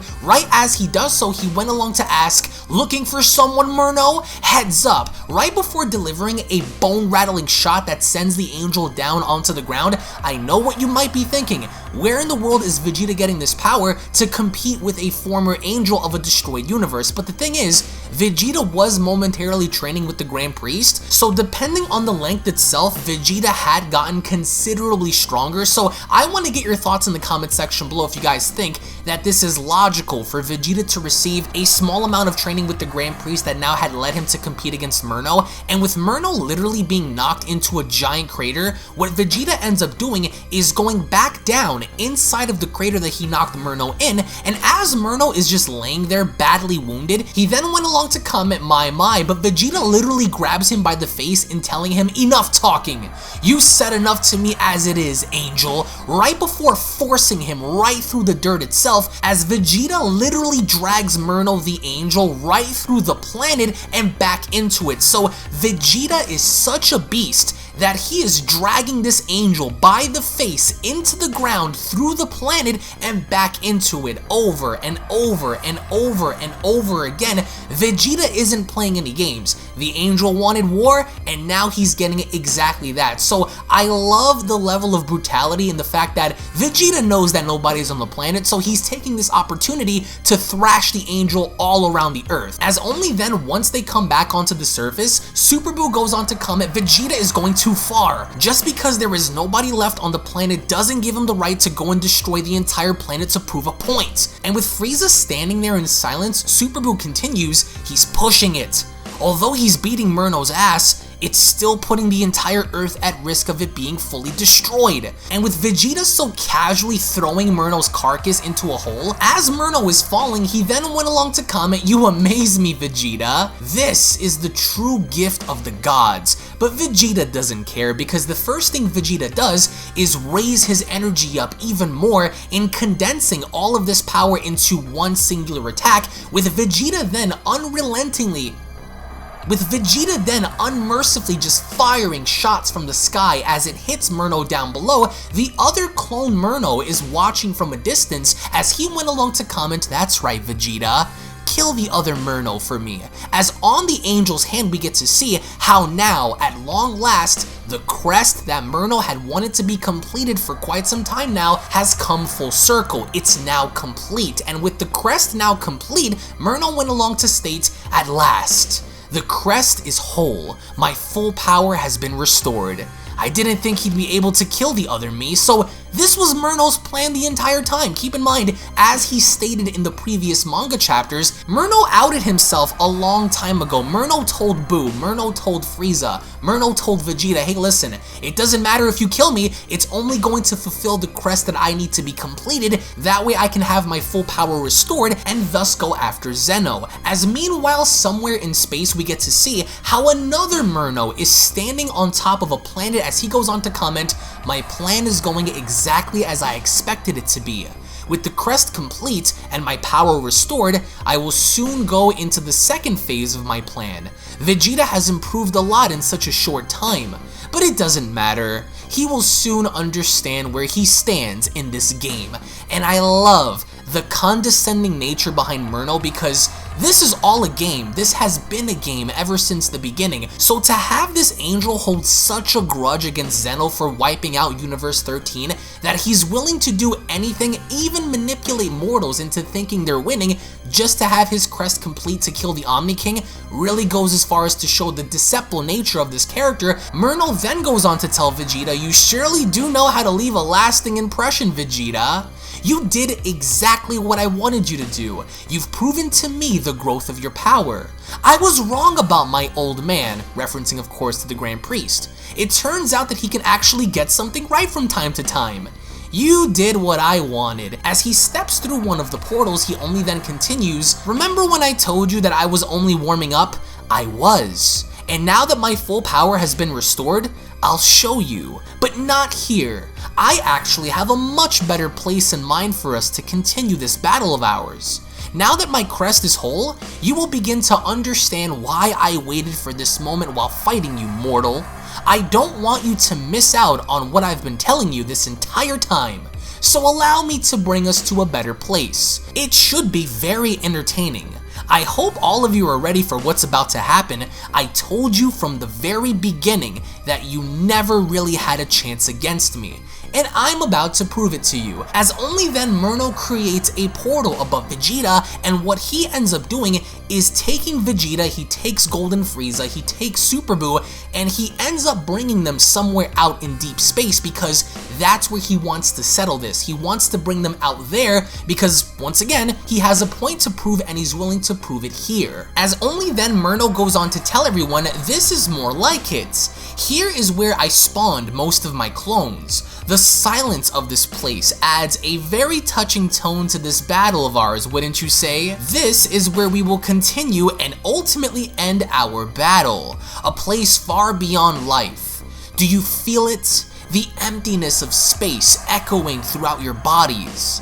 This should be great, although as he then gazes out into the stars, I will admit, I enjoy losing myself here among the stars. It's something I find very settling. It's quiet, it's empty, it gives me a chance to think.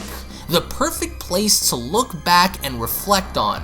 What a beauty it is. As Super Buu goes on to comment, you seem like such a happy person, aren't you? Well, this won't bring you any happiness. Fighting us 3-on-1 won't be easy even for you, and you know it. So Buu is insinuating that right now they're all about to gang up on him, and although he is an angel, even he's going to have a difficult time fighting them all, knowing the fact that they could kill him, it just won't be easy. As only then Merno is reminded and having to comment, I see the error of my ways.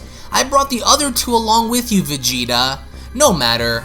I will correct this mistake then. As he then extends his hand towards the others, he then goes on to comment, now, you two, hold still. This will only take a second. I intend to do this alone. As he then levitates Frieza and Buu above Vegeta and himself, he then goes on to comment, now don't get in my way. You two will stay up there. You're annoying me, so you can watch as I battle and kill Vegeta. As Buu gets agitated, he goes on to reply, not if I have anything to say about that. We're done playing your stupid games. This is the end of you, Merno. And the second Super Buu tries to swoop on in attacking Merno, he is then halted as he ends up getting slapped back as he's trying to figure out what the heck is going on, as only then Buu is putting his face and arms against something, as he only then comments, what? What the hell is this supposed to be? A shield? But I can't see it. But it's there. He's keeping us out on purpose. I can't do anything. As Frieza comments, you've got to be joking, right? So Merno created this wall or this barrier to purposely keep out Buu and Frieza while he wages war against Vegeta. And with Buu and Frieza really trying to figure out what to do, Frieza then immediately steps in as he goes on to tell Buu, of course you lack the power to break through. Stand aside, Majin. Let me show you how it's done. As Frieza unleashes a massive ki blast at the barrier, all of a sudden, with Frieza and Buu standing there, they realize that they can't destroy Merno's shield. And with Buu and Frieza having to approach it, Majin Buu then went along to comment, there's no way. Is this thing indestructible? We barely even scratched it. There's gotta be a way inside of it. As Merno goes on to comment, you idiots can't do anything to destroy it, so don't even bother trying. I made sure for this shield to hold itself off against you, especially the pink one. Your dirty tricks won't work this time, so try as you like. You'll only tire yourselves out before you can even put a dent in it. It's like I said, you stay right there while I finish what I started with Vegeta. So this shield, seemingly enough, cannot be broken by neither Frieza or Super Buu, as only then Merno goes back to Vegeta. He goes on to tell him, now Vegeta, there is nobody to disturb us or get in our way. I've longed for this. You truly are impressive, but your time is over now, mortal. I'll admit, you've become so powerful since our meets. So strong, in fact, that I know you aren't like those idiots watching, so I know you won't use any dirty tricks to win. Just raw power and ambition. You are one of a kind, warrior. I'll give you that much. You fought me with your own power and not with the power of others. I always found that to be very annoying about those who use dirty tricks to win. But you are very different. So because of this, I have a request that I would like to ask of you going forward from here on in. I would like for you to only use your fists to fight me. We will have a more aggressive and close-up kind of battle. As Merno then gets into fighting position, he tells Vegeta, "So what do you say?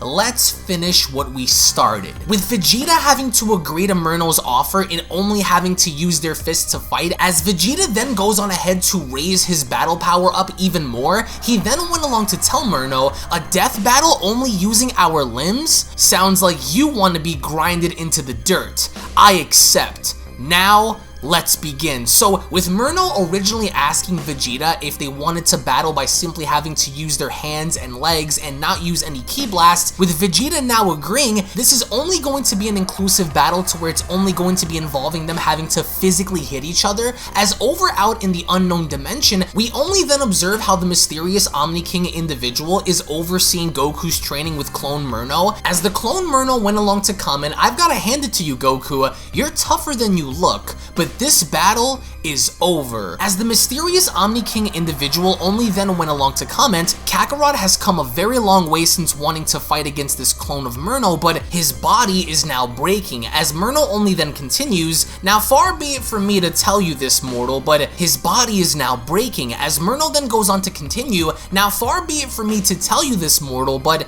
I don't want to kill you, but if you let this continue, then you'll die regardless of the outcome you want to achieve." So what will it be? As Goku is seen on the ground, Goku looks in very bad shape. He's bloody, he can't seem to stand up, he seems to be very exhausted, with Merno continuing, "If I were you, I'd throw in the towel and give up. You can't win." As Goku then went along to laugh in replying, "I'm not just finished yet. Even if I can barely stand up, I will find another way to overcome you. Let's continue." So we really haven't gotten the chance to see what Goku had gone through in this dimension while Vegeta and Super Buu and Golden Frieza were out fighting Merno on Earth, so one can only assume that in this dimension, Goku was getting absolutely eviscerated by this clone Merno, and the fact that this Omni King individual seems to be in the background just watching and wanting Kakarot to grow stronger, this clone Merno keeps insisting and telling Goku, "This is meaningless. Every single time we engage in battle, you seem to be falling apart, so either give up or you'll die." And Goku refuses to give up, so he would rather die than simply give up now. As we only then go back to Super Buu and Golden Frieza in space, who are desperately trying to shatter Merno's shield, Super Buu then goes on to fire a massive Kamehameha and further telling Frieza to stand back. Even with Super Buu's tremendous power by absorbing everyone, this attack of his literally did nothing. As Super Buu then went along to comment, "Damn it, there's no point in trying. This thing isn't even breaking. There's got to be a way inside of this thing. Our attacks aren't doing anything to put a dent into this thing." As Golden Frieza only then goes on to comment, "You're only making a fool of yourself. If our attacks won't cut it, then what makes you think anything else will work then, you idiot?" As only then we get to see how a piece of the shield ends up breaking off with Frieza having to look on. Buu then went along to comment, "A crack." But how? Could this have been from our attacks from before, or is this something different? We didn't even do anything this time, yet the shield just cracked on its own. I doubt it's one of Merno's tricks again, but that's gotta be it. The results from our attacks from before must have caused this thing to finally give in on itself. It's the only way to explain it." As Frieza goes on to reply, "No, you idiots. That couldn't have been from your attack because you fired your attack from a completely different location," insinuating the fact that the shield didn't crack under the pressure of their attacks, but more or less by something else, and which, mind you, I love the overall interaction between Frieza and Super Buu because although both of them are incredibly powerful, each of them have their own bone to pick with Merno, and seeing as to how they're having a difficult time in getting along, I absolutely loved their overall dynamic with each other, as Gold and Frieza went along to comment, wait a minute, it wasn't our attacks that resulted in this wall breaking. It's what we say. As Super Buu went along to respond, we don't have much time. Merno and Vegeta haven't started their battle yet, so whatever it was we did, we need to do it again in order to get this thing to finally break. And with Frieza getting up close, he only then went along to shout, "Ah! Break, damn you!" And as they stand in front of this shield with an awkward silence, nothing. As Frieza quickly then turns around, he went along to tell Buu, well, don't just stand there like an idiot, help me out over here, you worthless Majin, quit making us look dumb. As only then they notice that the shield once again is beginning to crack, with Frieza responding, what? It cracked again, but how? As Super Buu comments, that's exactly what it is. Now I know why it's breaking.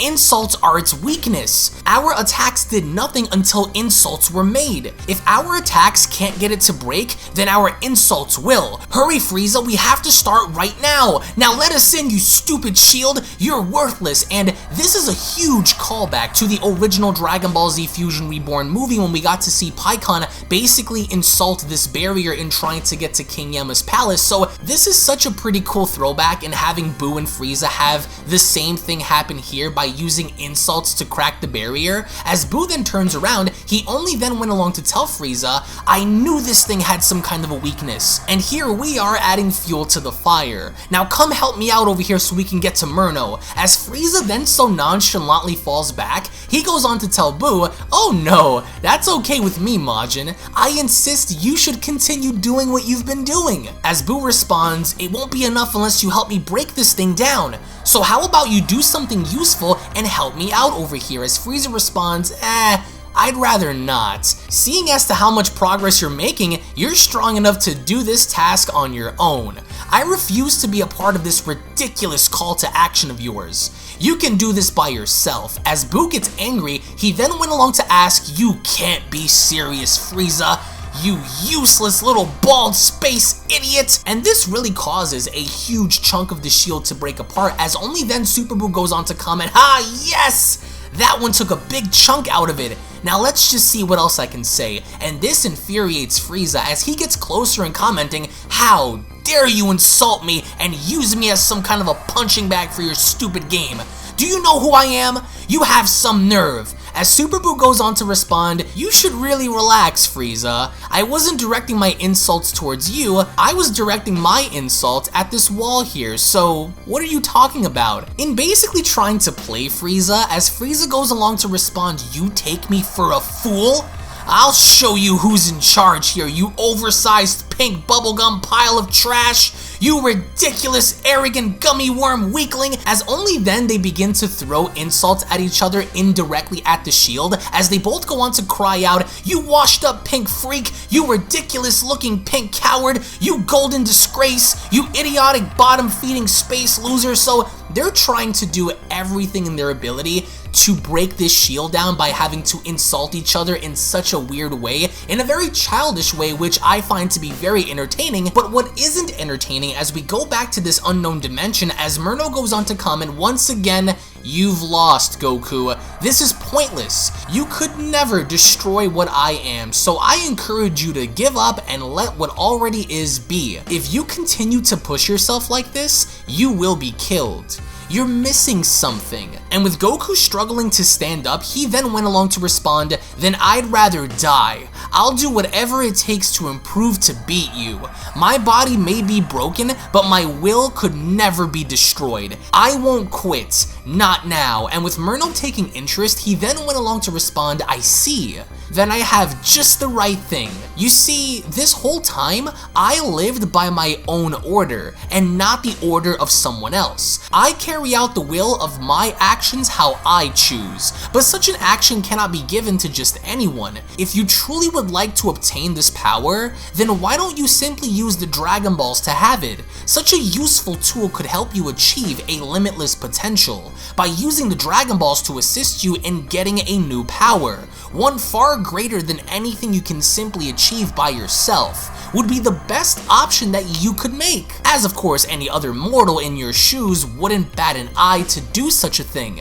It would be a great help, Saiyan, as of course insinuating to Goku that Goku simply won't reach the peak that he wishes to be in unless of course he wants to use the Dragon Balls, which Merno is telling Goku, if you want to achieve limitless power, then you should go on to use the Dragon Balls to your benefit in doing so, as Goku then went along to respond, as great as that may sound, it's only taking the easy way out, and that's not what strength or power is defined as. I've pushed myself beyond my limits, and it's only made me stronger as time went on, so I refuse. Gifted power isn't handed over with a simple wish. It's earned through pushing yourself beyond anything you can possibly imagine to get better, and that's not the man that I am. I'd rather break my body than take the easy way out for something that I can earn by myself, Merno. With Merno then crossing his arms in responding to Goku and telling him, "Tch, what a shame." However, I am very fascinated by the limit of your willingness to improve, Goku.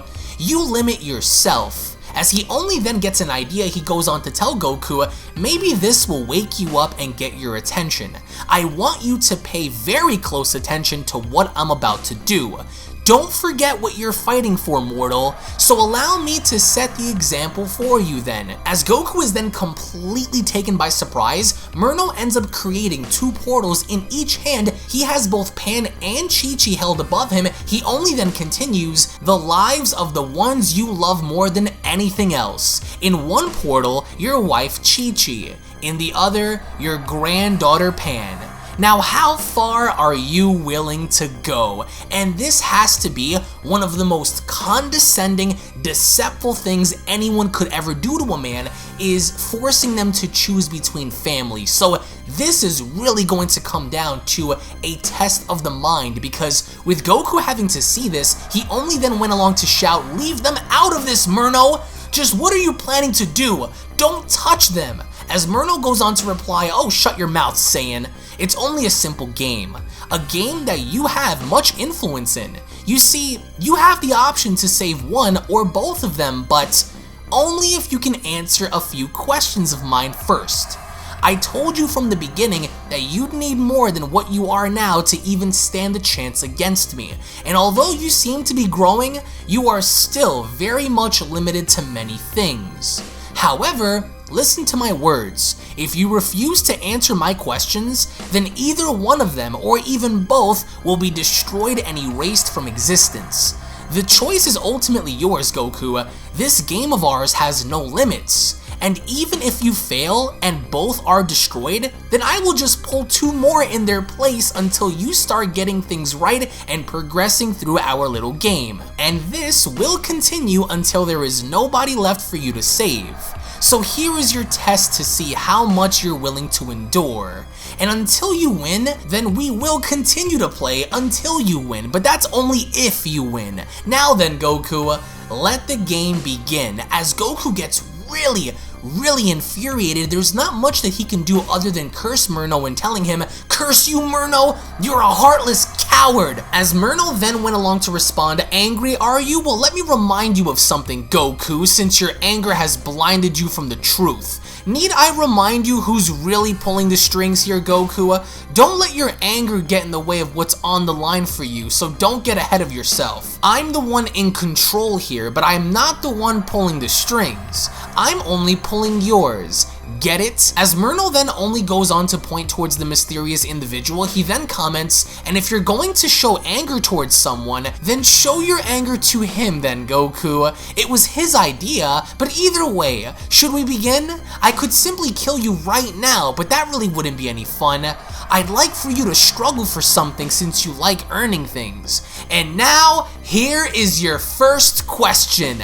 Let's start right now." So Merno's insinuating to Goku that he's really not pulling the strings here, as of course this mysterious Omni King individual was technically responsible in bringing this clone Merno into this dimension, and with Goku having to absolutely lose his mind at the thought of losing his loved ones, he then went along to cry out, "Merno, no!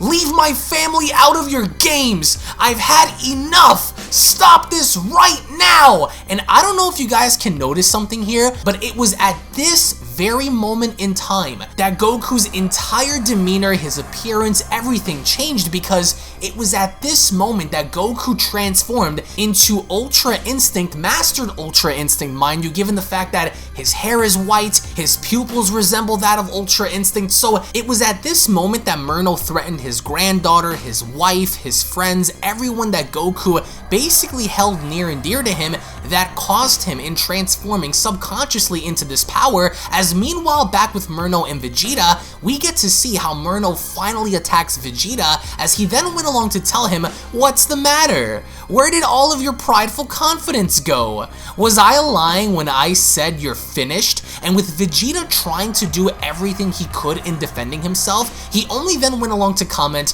"How could this be happening? Where did all of this power come from?" And with Merno being the aggressor in closing in at Vegeta, he went along to then tell him, "Do you feel that, Vegeta? Stings, doesn't it?" As Merno ends up clocking Vegeta in the face, he only then follows up by asking, "Isn't this fun, Saiyan? Heads up." And the pun here is that once Merno ends up kicking Vegeta literally in the head, Vegeta is then only trying to do everything in his own ability to hold his ground. And with Merno being on the offensive, Vegeta went along to comment, "Damn him," because it's Vegeta now that's being pushed back by Merno. And as Merno continues this unrelenting assault, Vegeta went along to say to himself, "I can't believe this. His power is incredible. There's no way to predict his movements anymore. His entire style has changed. Even if I were to try and find an opening, I can't. He's too relentless now. He's toying around with me. I can feel it. He's slowly picking the pace up on top of being able to read my thoughts.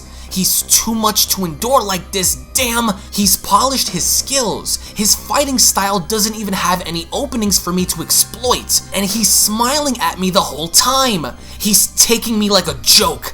I need to still try. I can't lose, because Vegeta admits that not only has Merno's fighting style changed, but his overall defenses now are incredibly sharpened, because Vegeta is having a difficult time in trying to find an opening to exploit, as only in space we get to see how Whis and the Grand Priest are desperately trying to make it onto the battlefield in time. As the Grand Priest grows nervous, he then went along to comment, "I sense a great disturbance with Merno. Whis, how much longer? I fear that Merno has reached and is about to use his full power. I can also sense Vegeta's energy fading rapidly. If this goes on, then he won't make it much longer. Merno's got him cornered, I'm afraid, but he's doing the best he can with what he has. You must hurry, Whis." As Whis went along to respond, there was a sudden change in locations. Merno must have moved Vegeta to another planet far from Earth's. It shouldn't be long now, and if I'm right, then we should be there in just about 1 minute. I can feel Merno's power growing. We go back to Super Buu and Golden Frieza, who are still yelling at the barrier, as they both go on to cry out, "Useless golden broomstick! Dumb pile of space trash! You ugly overlord of garbage! You disrespectful pink bottom feeder! Stupid bubblegum pile of rotten flesh!" And they're really trying to go out of their way to indirectly insult each other while still trying to shatter the barrier in front of them, and it's working, but not at the pace in which they want it to be, as only then Merno ends up showing up right in between the barrier and our heroes, as Super Buu goes on to cry out, "Frieza, brace yourself! He's coming right for us!" As Frieza responds, "How is he moving so fast like that? Curse him! He's going to break the barrier!" But right before Merno actually ends up making physical contact against them, what he ends up doing is bouncing right off of the barrier back onto Vegeta, as they both go on to ask, "What?" with Merno telling them, "Don't you worry. I'll deal with the two of you in just a minute." So Merno isn't really concerned about Buu, he isn't really concerned about Frieza, because his primary focus and target is Vegeta. So with Merno having to just bounce off the shield so quickly, it really goes as far as to show that Buu and Frieza really need to do more work if they ever plan on helping Vegeta to begin with, as only then with Merno having to further attack Vegeta, he went along to then ask him, "I thought you were in control, Vegeta." And the second Vegeta gets hit, he went along to say to himself he's increased in power yet again, because Merno keeps growing in strength, as of course he ends up uppercutting Vegeta in the sky. What Merno ends up telling Vegeta then is let me show you even more power. As he begins to channel his energy together, Vegeta is really in a situation to where he has no backup, his power is fading, but then Merno ends up completely lying to Vegeta, as we've seen on the previous manga chapter video, when Merno originally asked Vegeta if he was willing to agree in simply having to use their fists to fight. What Merno ends up doing then is unleashing a massive energy blast up in the sky directed towards Vegeta, as he went along to then tell him, "Welcome to the end of your life, was it? Well then, welcome to the end of yours." And as this blast begins to eerily enough creep towards Vegeta, because ultimately he knows that this is it, as of course the blast ends up connecting, finally Whis and the Grand Priest arrive, as the Grand Priest went along to comment, "This is it, Whis. Merno's battle with Vegeta has begun." They are both located within this barrier, likely created by Merno for protection. As Whis went along to comment, "Indeed, Grand Elder, should we shatter this wall and then make our way onto the battlefield?" As only then Whis observes how Super Buu and Frieza are there, as he went along to ask, "What are they doing?" As they both went along to cry out, "You waste of space, golden punching bag! You brainless pile of bubblegum trash!" And with Whis intervening, he went along to comment, "So I've seen you all have went through with your plans to fuse. Impressive. Are you trying to break this wall?" As Buu replies, "Whis, yeah, we've been at it for a while, but it's barely breaking. I even had Frieza's help, and yet nothing seems to be working." Vegeta had already started his battle with Merno, and by the looks of things, he also seems to have his full power restored to him, which makes it harder for us to do anything to get inside. We're left with no other choice since our attacks aren't working. As Whis went along to comment, "By shouting insults will only prolong the shield from being destroyed if you don't give it everything you have into meaning what you say. It's not easy." As Buu replies, "But we've tried putting in as much as we could into what we say to break it, so what are we doing wrong?" Time's running out for Vegeta, and Goku is nowhere to be seen. As Whis takes a deep breath, he then goes on to comment, "It's been a while, but here goes. You are the absolute worst! You suck, Merno!" As back within the dimension that Goku is in, Merno then goes on to tell Goku, "Well, well, mortal, you did it! And here I thought you were doomed to lose everything, and now look at you. You've completed it. I am amazed, Goku," as only then we get to see how Ultra Instinct Goku is holding on to Pan and Chi-Chi in saving them from Merno's wrath. As Merno continued, "You've summoned the strength to save your family. You continue to amaze me, warrior." Without even knowing, you've tapped back into and even mastered Ultra Instinct. It's rare for a mortal to obtain a power that not even the gods can achieve. Now I see who the strongest of the seventh is. And I know of it too. As Goku went along to ask, "I've retained Ultra Instinct again? How did this even happen? My power is incredible, but when did this happen?" As the Omni King individual goes on to tell Goku, "When you were left with no other choice, Kakarot, your mind and body merged as one when you knew that your physical abilities weren't enough. You reacted without thinking. It was as I told you before, there is much to learn. Unlike before, you can now remain in this form a lot longer. But such a power is still not permanent, at least for you that is. You have grown much stronger than when you first came here, and now it's time, Saiyan. While here, you were able to learn of Merno's portals, and it was what you used to save your family on top of Ultra Instinct. With the ability to create such things, you can leave now. However though, the real Merno is still a very difficult opponent and cannot be beaten so easily. With the powers of Ultra Instinct and the skill to create these portals, you will be fine. This may be the last time I ever see you again, but just remember what I have told you and what you have learned in this place, and you will be fine. If you begin to doubt yourself in this battle, then you've already lost, mortal." As Goku went along to comment, "I won't. I really learned a lot here." As the Omni King individual then replies, "Oh, and I believe it's time for a new set of fresh clothes too. Here we are now." And as he gives Goku a new fresh set of gi, Goku goes on to comment, "Oh wow, this feels great." As the individual replies, "I wish you well, Kakarot. If somehow you figure it out, come back anytime. Don't waste time out there either." As Goku ends up creating a portal, he then goes on to respond, "I promise to do my very best. Thank you for helping me. And now, it's time to settle the score, Merno. With MUI Goku having to further talk to the individual within the void and then having to ask him, hey wait, how will I know where I'm going with this? As the mysterious individual goes on to respond, it shouldn't be hard. Use your senses, feel Merno's power, and once you've found it, use these portals to guide you there. As Goku went along to respond, so it's like using instant transmissions, only with portals, right? Before I go, what do you think I should do if I start to lose? As the Omni King individual goes on to respond, remember what you're fighting for and what Merno will do if you lose. The most important lesson is to take every situation as serious as possible. Concentrate on merging your mind and your body into one.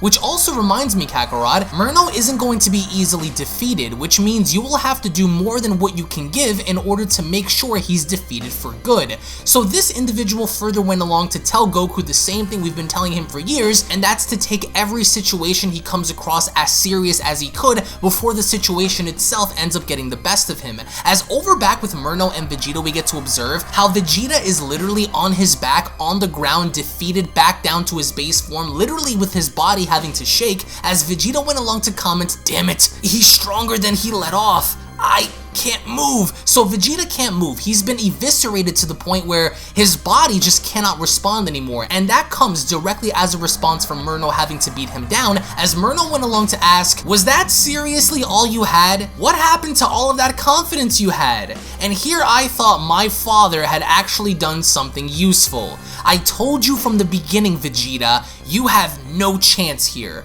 I wanted to help you. I saw great potential within you and wanted you to become the greatest warrior along with my greatest rival. You would have made for the perfect god of destruction, but instead, you took me for a fool. You were blinded by your own ego and overlooked what was right in front of you this entire time. You ultimately played yourself, as he then continues, and now look at you, lying in the dirt, barely able to move your body. This wouldn't have been the case if you had taken my offer, mortal, and this is the grave you've dug for yourself. How pathetic. You have nothing left, Saiyan, and so the time has come for us to put an end to this little game of ours. I told you this wasn't going to be easy, yet you kept insisting. As he only then creates a portal right next to him, Merno then continues, you won't be alone, however, but instead, one of your loved ones will be joining you, Vegeta. So who's it going to be then? Bra?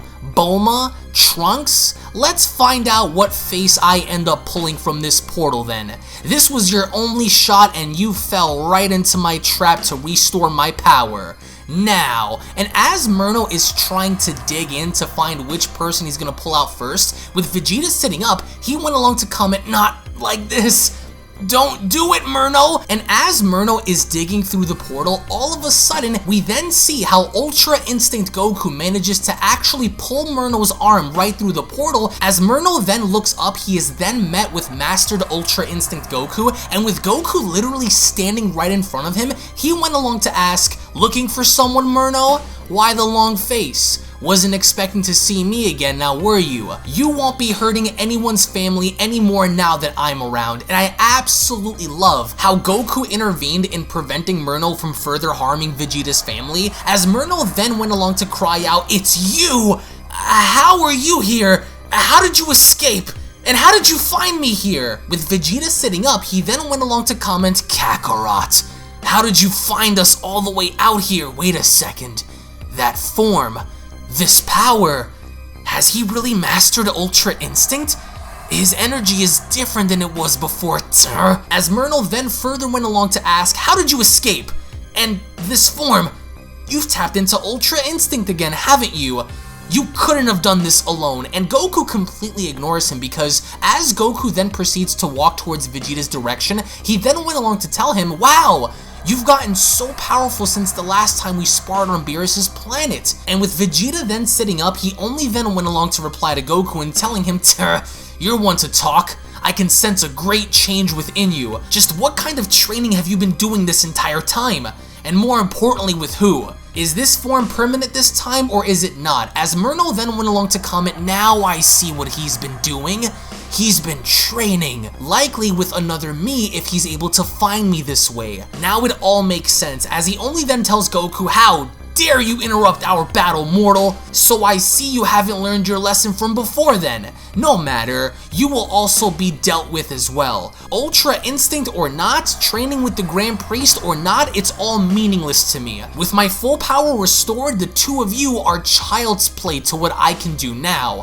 Face it. You cannot win. My power is far beyond Ultra Instinct, so don't try and get any ideas, Goku. Vegeta can barely stand up, so you're both hopeless in this battle, so prepare. Let this be our final battle. I have other matters to attend to after I'm done here, so let's get this over with. So which one of you wants to be the first to die? Should I finish you, Vegeta? Or should I start with you, Goku? And with Vegeta struggling to stand back up, he only then went along to comment, I don't care if you have Ultra Instinct or not. I will not let you overshadow me again. I've done too much to let you pass me by now.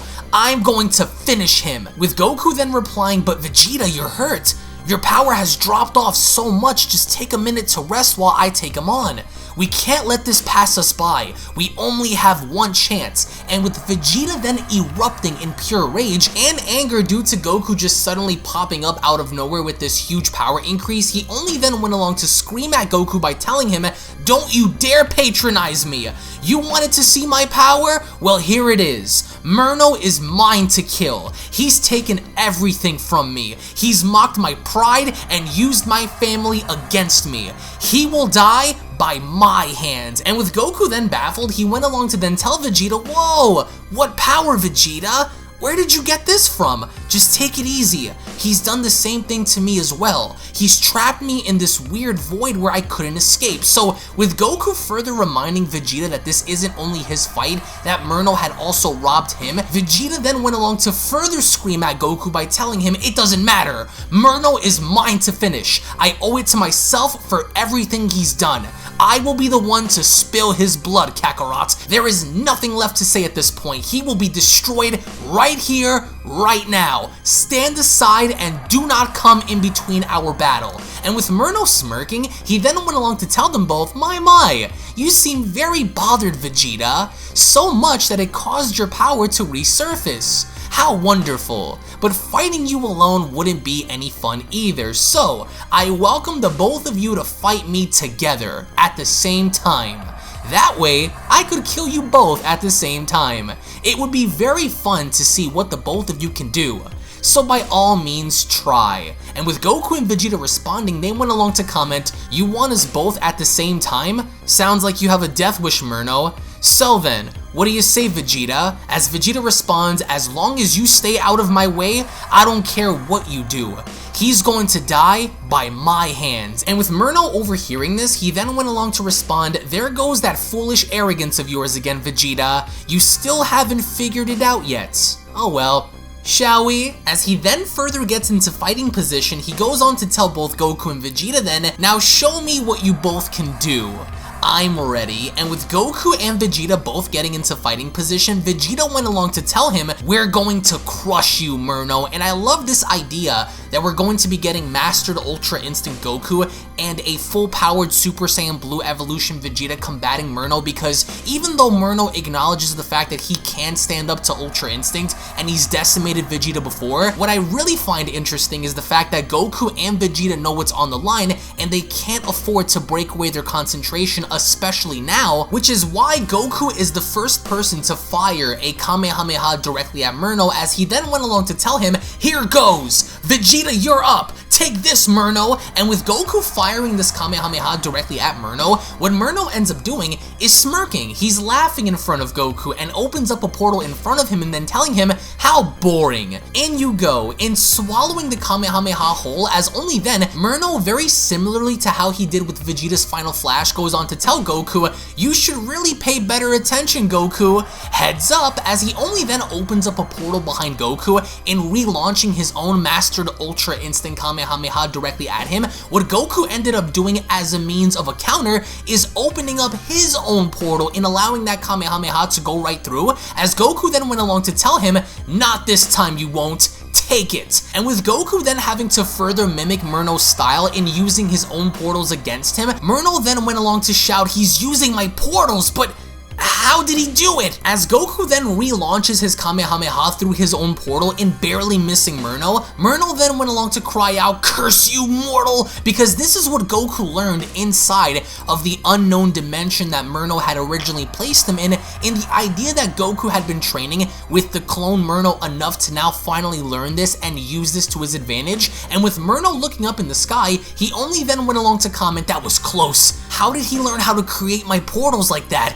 Curse those rats." As out of nowhere, Vegeta went along to cry out, "I'm not finished with you, Merno!" And with Vegeta moving right in, he goes on to unleash a fury of attacks at Merno, and with Merno having to avoid all of them, he goes on to further be so condescending towards Vegeta and telling him, "You're too slow." But right before he finishes, he ends up getting clocked right in the face by Goku, who ended up using another one of his portals to backfist Merno directly in the face, and with Merno then having to stagger back and feeling the agony of this strike, Goku went along to comment, "I got you good with that one, looks like it hurt." And with Merno absolutely infuriated, he went along to shout, "You blindsided me, you pathetic Saiyan! That one actually hurt! Keep thinking this is a game. I'll show you pain. I'll show you who's in control. Now perish!" As he then went along to fire a massive blast through his own portal. With Goku acknowledging this, he went along to comment, "Oh no," because Merno is now shooting multiple blasts through multiple different portals that are aimed directly at the Saiyans, as he went along to shout, "You are finished!" and continuously just firing blast after blast after blast, with Goku having to create portals of his own just to simply redirect the blast, with Merno having to create his own portals and attacking Vegeta. The landscape on the planet itself is literally chaos. There's blasts having to be met left and right, there are attacks having to be thrown from every direction, and with everyone looking on, Super Buu went along to comment, "What an absolute mess. I can't even follow their movements. They're going to destroy everything." As only then, Whis gets an idea as he went along to comment, "Wait a minute. This is new," because something dawned upon him that he had not seen before, and with MUI Goku and Evolution Blue Vegeta literally having to go tooth for nail against Merno, Merno is shown hovering and using these portals against them, as he went along to tell them, "Now, this is what I've been searching for. You two are very deadly together," and having to show signs of pure entertainment, as Whis went along to comment, "Throughout all of my years of knowing Merno, I've never seen him have this much fun with anyone before. It's alarming. Something's off." And with the battle now having to momentarily cease, Merno went along to comment, "Tired already? What a letdown." As Goku and Vegeta went along to comment, "Is it me? Or is he getting stronger as we fight?" As Vegeta replies, "Damn it, I feel it too.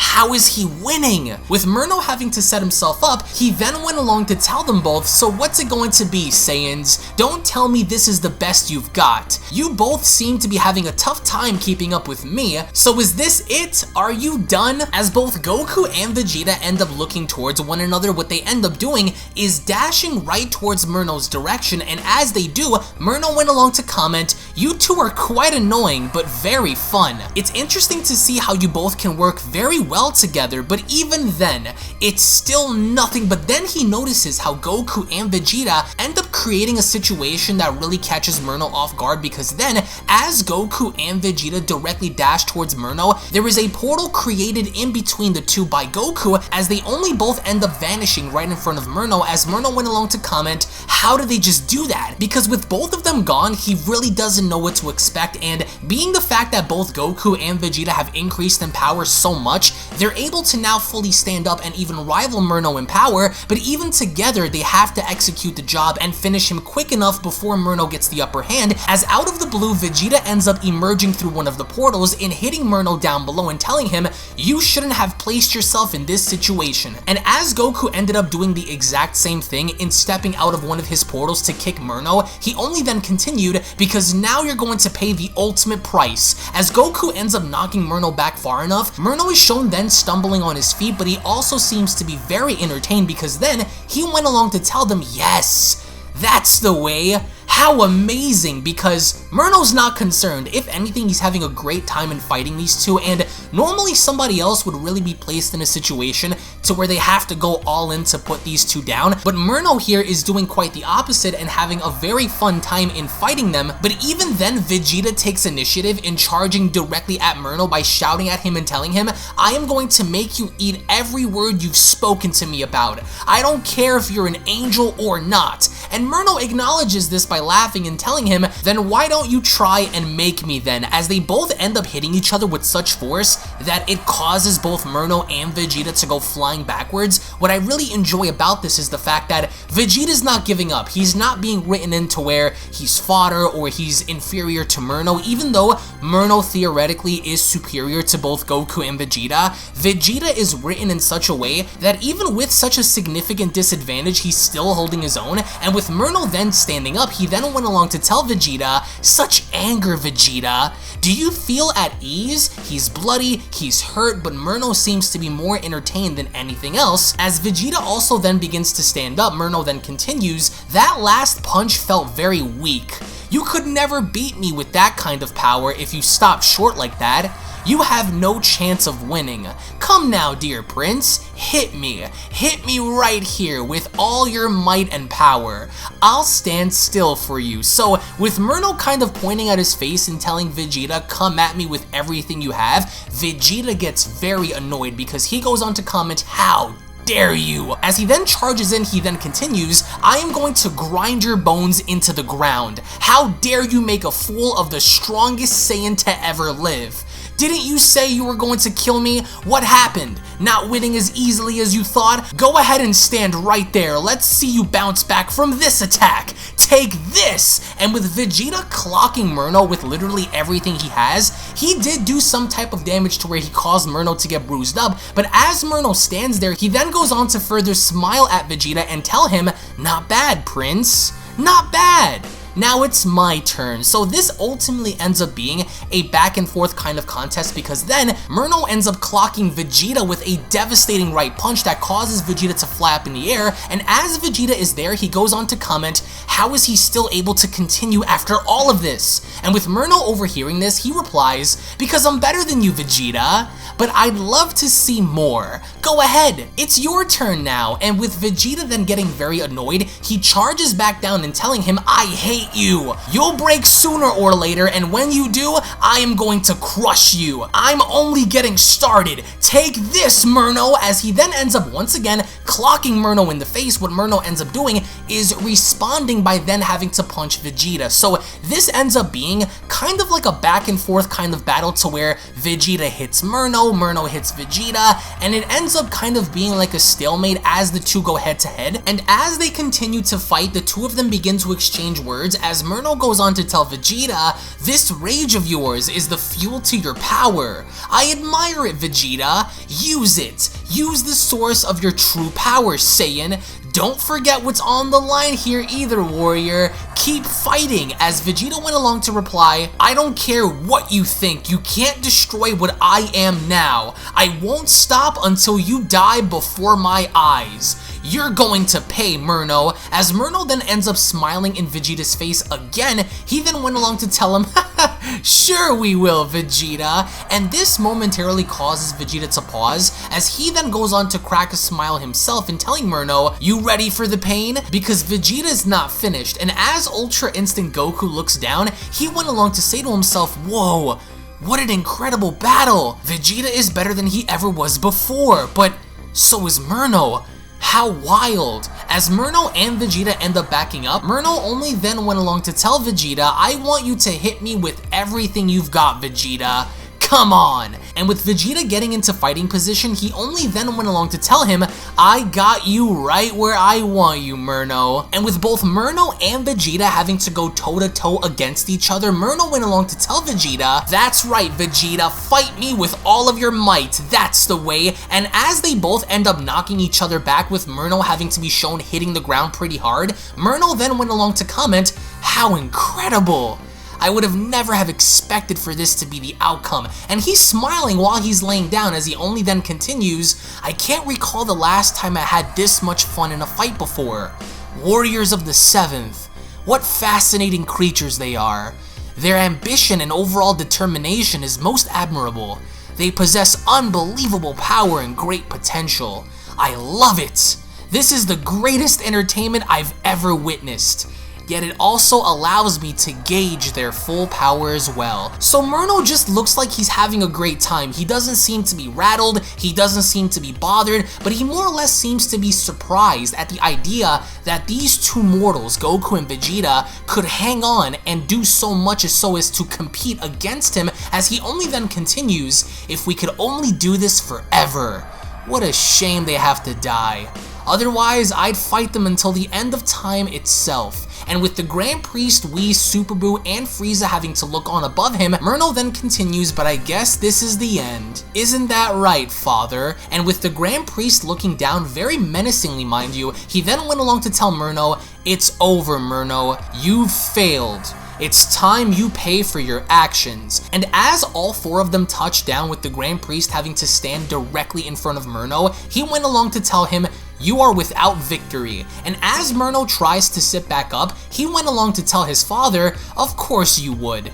I must admit, I wasn't expecting for you to shatter my barrier so easily, Grand Priest, nor was I expecting you to arrive here so quickly with my brother." And with both Goku and Vegeta shown powering back down to base form, the Grand Priest only then continues to tell Merno, "You have thrown everything off balance since your arrival here. Your actions cannot be overlooked or forgiven for violating the rules placed on you. Your actions have caused so much chaos in the 7th and thus cannot be accepted. Merno, it's time." So the Grand Priest acknowledges these rules and the fact that Merno came here when he wasn't supposed to, and he violated almost every single rule that warranted for this response. As the Grand Priest then continues, "If, however, you are able to show your remorse for the things you have done, then there will be leniency that will be extended onto you, Merno." And with Merno sitting up even more, he then went along to tell the priest, "You want me to feel ashamed for doing what I thought was the right thing to do? Is this the almighty Grand Priest talking to me, or is this a joke? You've never shown leniency, especially to me when I needed it the most from you. So why now? You want me to bow to your will and feel regret for what you and the Omni King have done to me? Don't make me laugh," because the Grand Priest is telling Merno, "Listen, if you can somehow express empathy and show remorse for what you have done, there could be leniency placed on you," but Merno doesn't seem to be buying it. As the Grand Priest then continues, "I will not judge you right from wrong, good or evil for what you've done. The ultimate call is not left up to me, but up to the Omni King. I will forgive you for your mistakes if you are first willing to accept them and accept your fate. Such a thing is all in the Omni King's hands to decide, but you can change that." And with Merno then slowly beginning to get on his knees, he then went along to continue, "Of course he would. How typical, taking orders from a childlike creature. What a shame it is. I will never understand why we are bound to such things. You will choose to forgive me, but leave it up to the Omni King to decide my fate? I'd rather not. What a complete joke. Say, tell me, Whis, do you care about Vegeta and the others?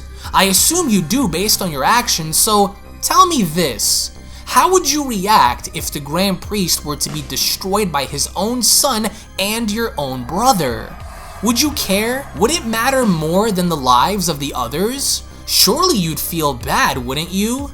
Would it bother you if that happened? How about if both he and the rest were to be destroyed then, similar to King Vegeta's actions from my former universe?" As Whis went along to ask, "And why do you want to know?" in basically foreshadowing the original concept of what Merno had told Vegeta from the beginning, in the idea that in his universe, back when Universe 13 was around, his version of Vegeta ended up murdering his parents just to further establish dominance, and for him to do that, Merno is basically telling Whis, "Hey, how would you feel if I destroyed our father right here, right now?" Basically taking the mantle and solidifying himself as being the source of authority, but Whis is not biting the bait because he's asking, "Why do you want to know?" As Whis then responds, "It doesn't matter what is done. Everything is done by the will of the Omni King, no matter what the situation or cause is. Your fate will be up to him to decide, brother." And with Vegeta standing back, he then went along to comment, "Something's wrong here." As Merno then follows up by telling Whis, "You're such an adult, Whis. always being good, but you've always been annoying to deal with. It's a shame that it has to come down to this, as the Grand Priest once again chimes in and telling Merno, for everything you have done, you will pay for your crimes. You aren't even supposed to exist. This will be dealt with. And now you left us with no other option. You can't fight us all either, so it's pointless to even try. This is where your journey comes to an end. As only then Merno begins to glow in a very eerily kind of way as he went along to then tell everyone, but who said I was finished? As tempting as all of this was, I have other plans to attend to. Can you feel it? I can tell you this much. If you were to go before that little brat Zeno, then I don't like your odds very much. Did you really think this was over? As fun as this was, I have things that I must finish first, so this game of ours isn't quite over yet. As he only then begins to glow even more, Whis then picks up on exactly what Merno is about to do as he went along to comment, no, everyone, quickly surround me at once. We only have seconds to spare. Get behind me immediately.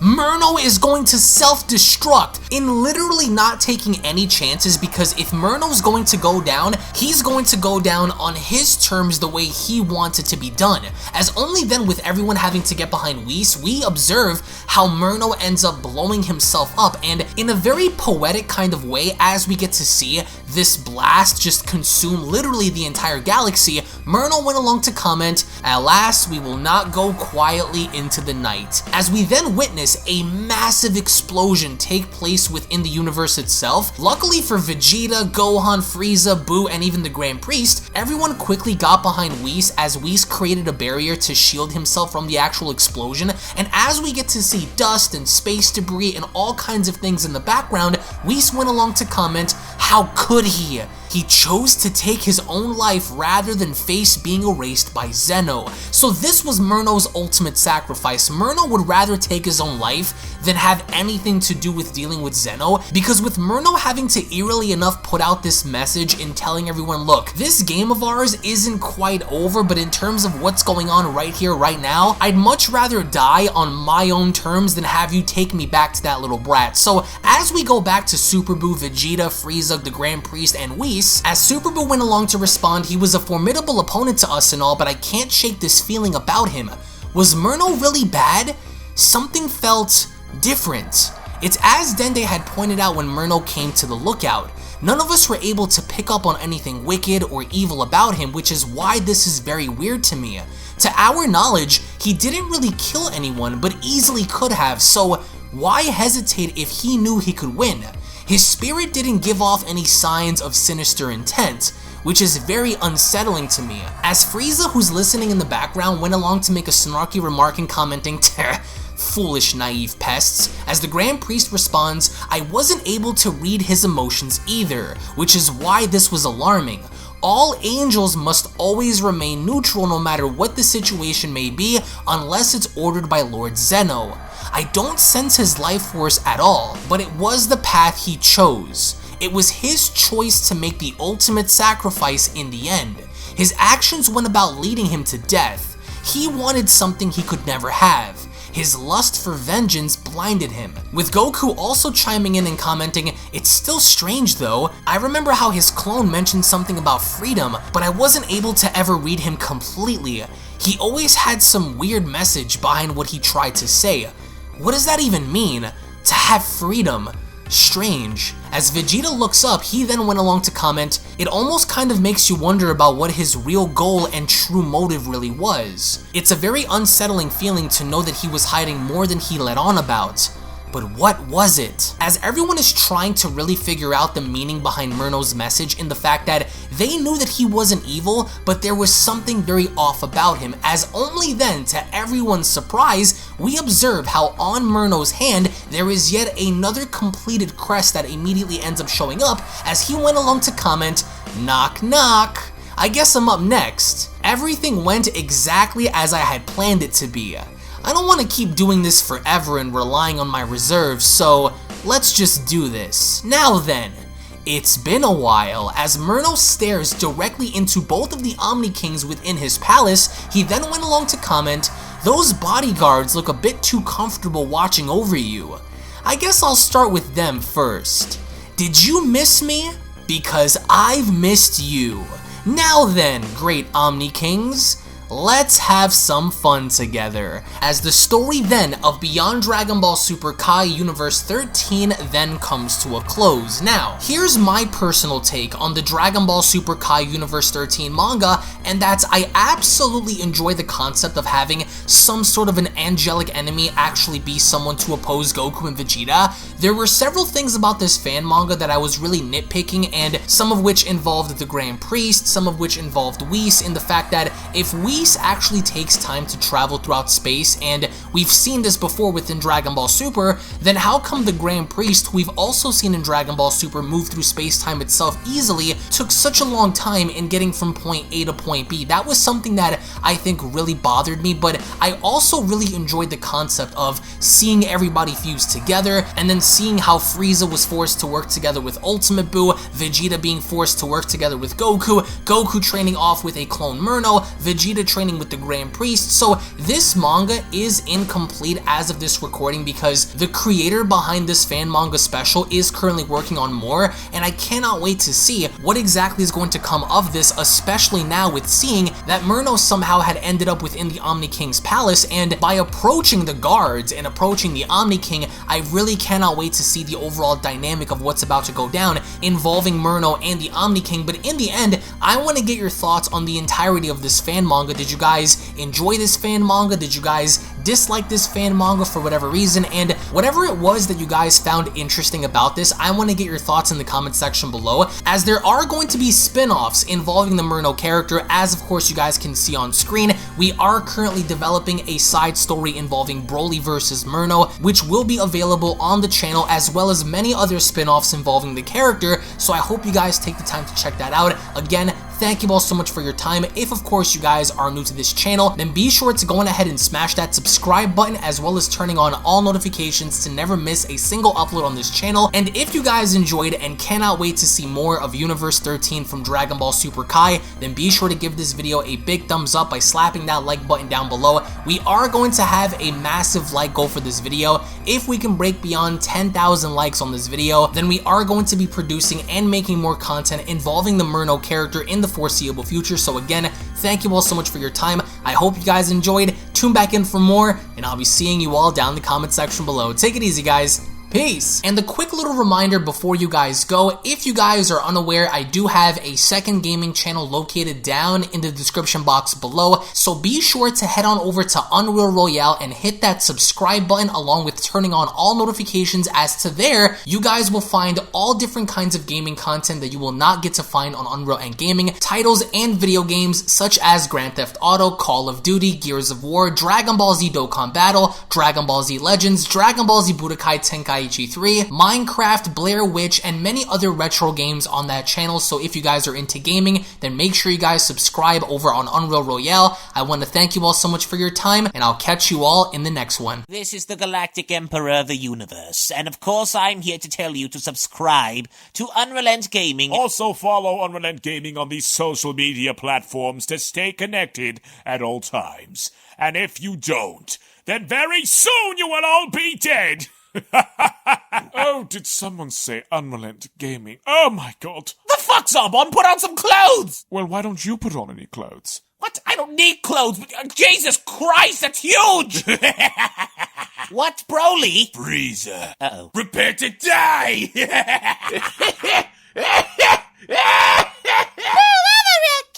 But once you get video, lots of likes, or Bill will turn you into chocolate! Vados, get over here! Tell these mortals that I'm the biggest UnrealEntGaming fan. This is my moment. I'm a part of his notification squad. Universe 7 can have all the fun. I just want the food. And don't forget to leave a comment on this video. Show some love for the best community on YouTube. Kakarota!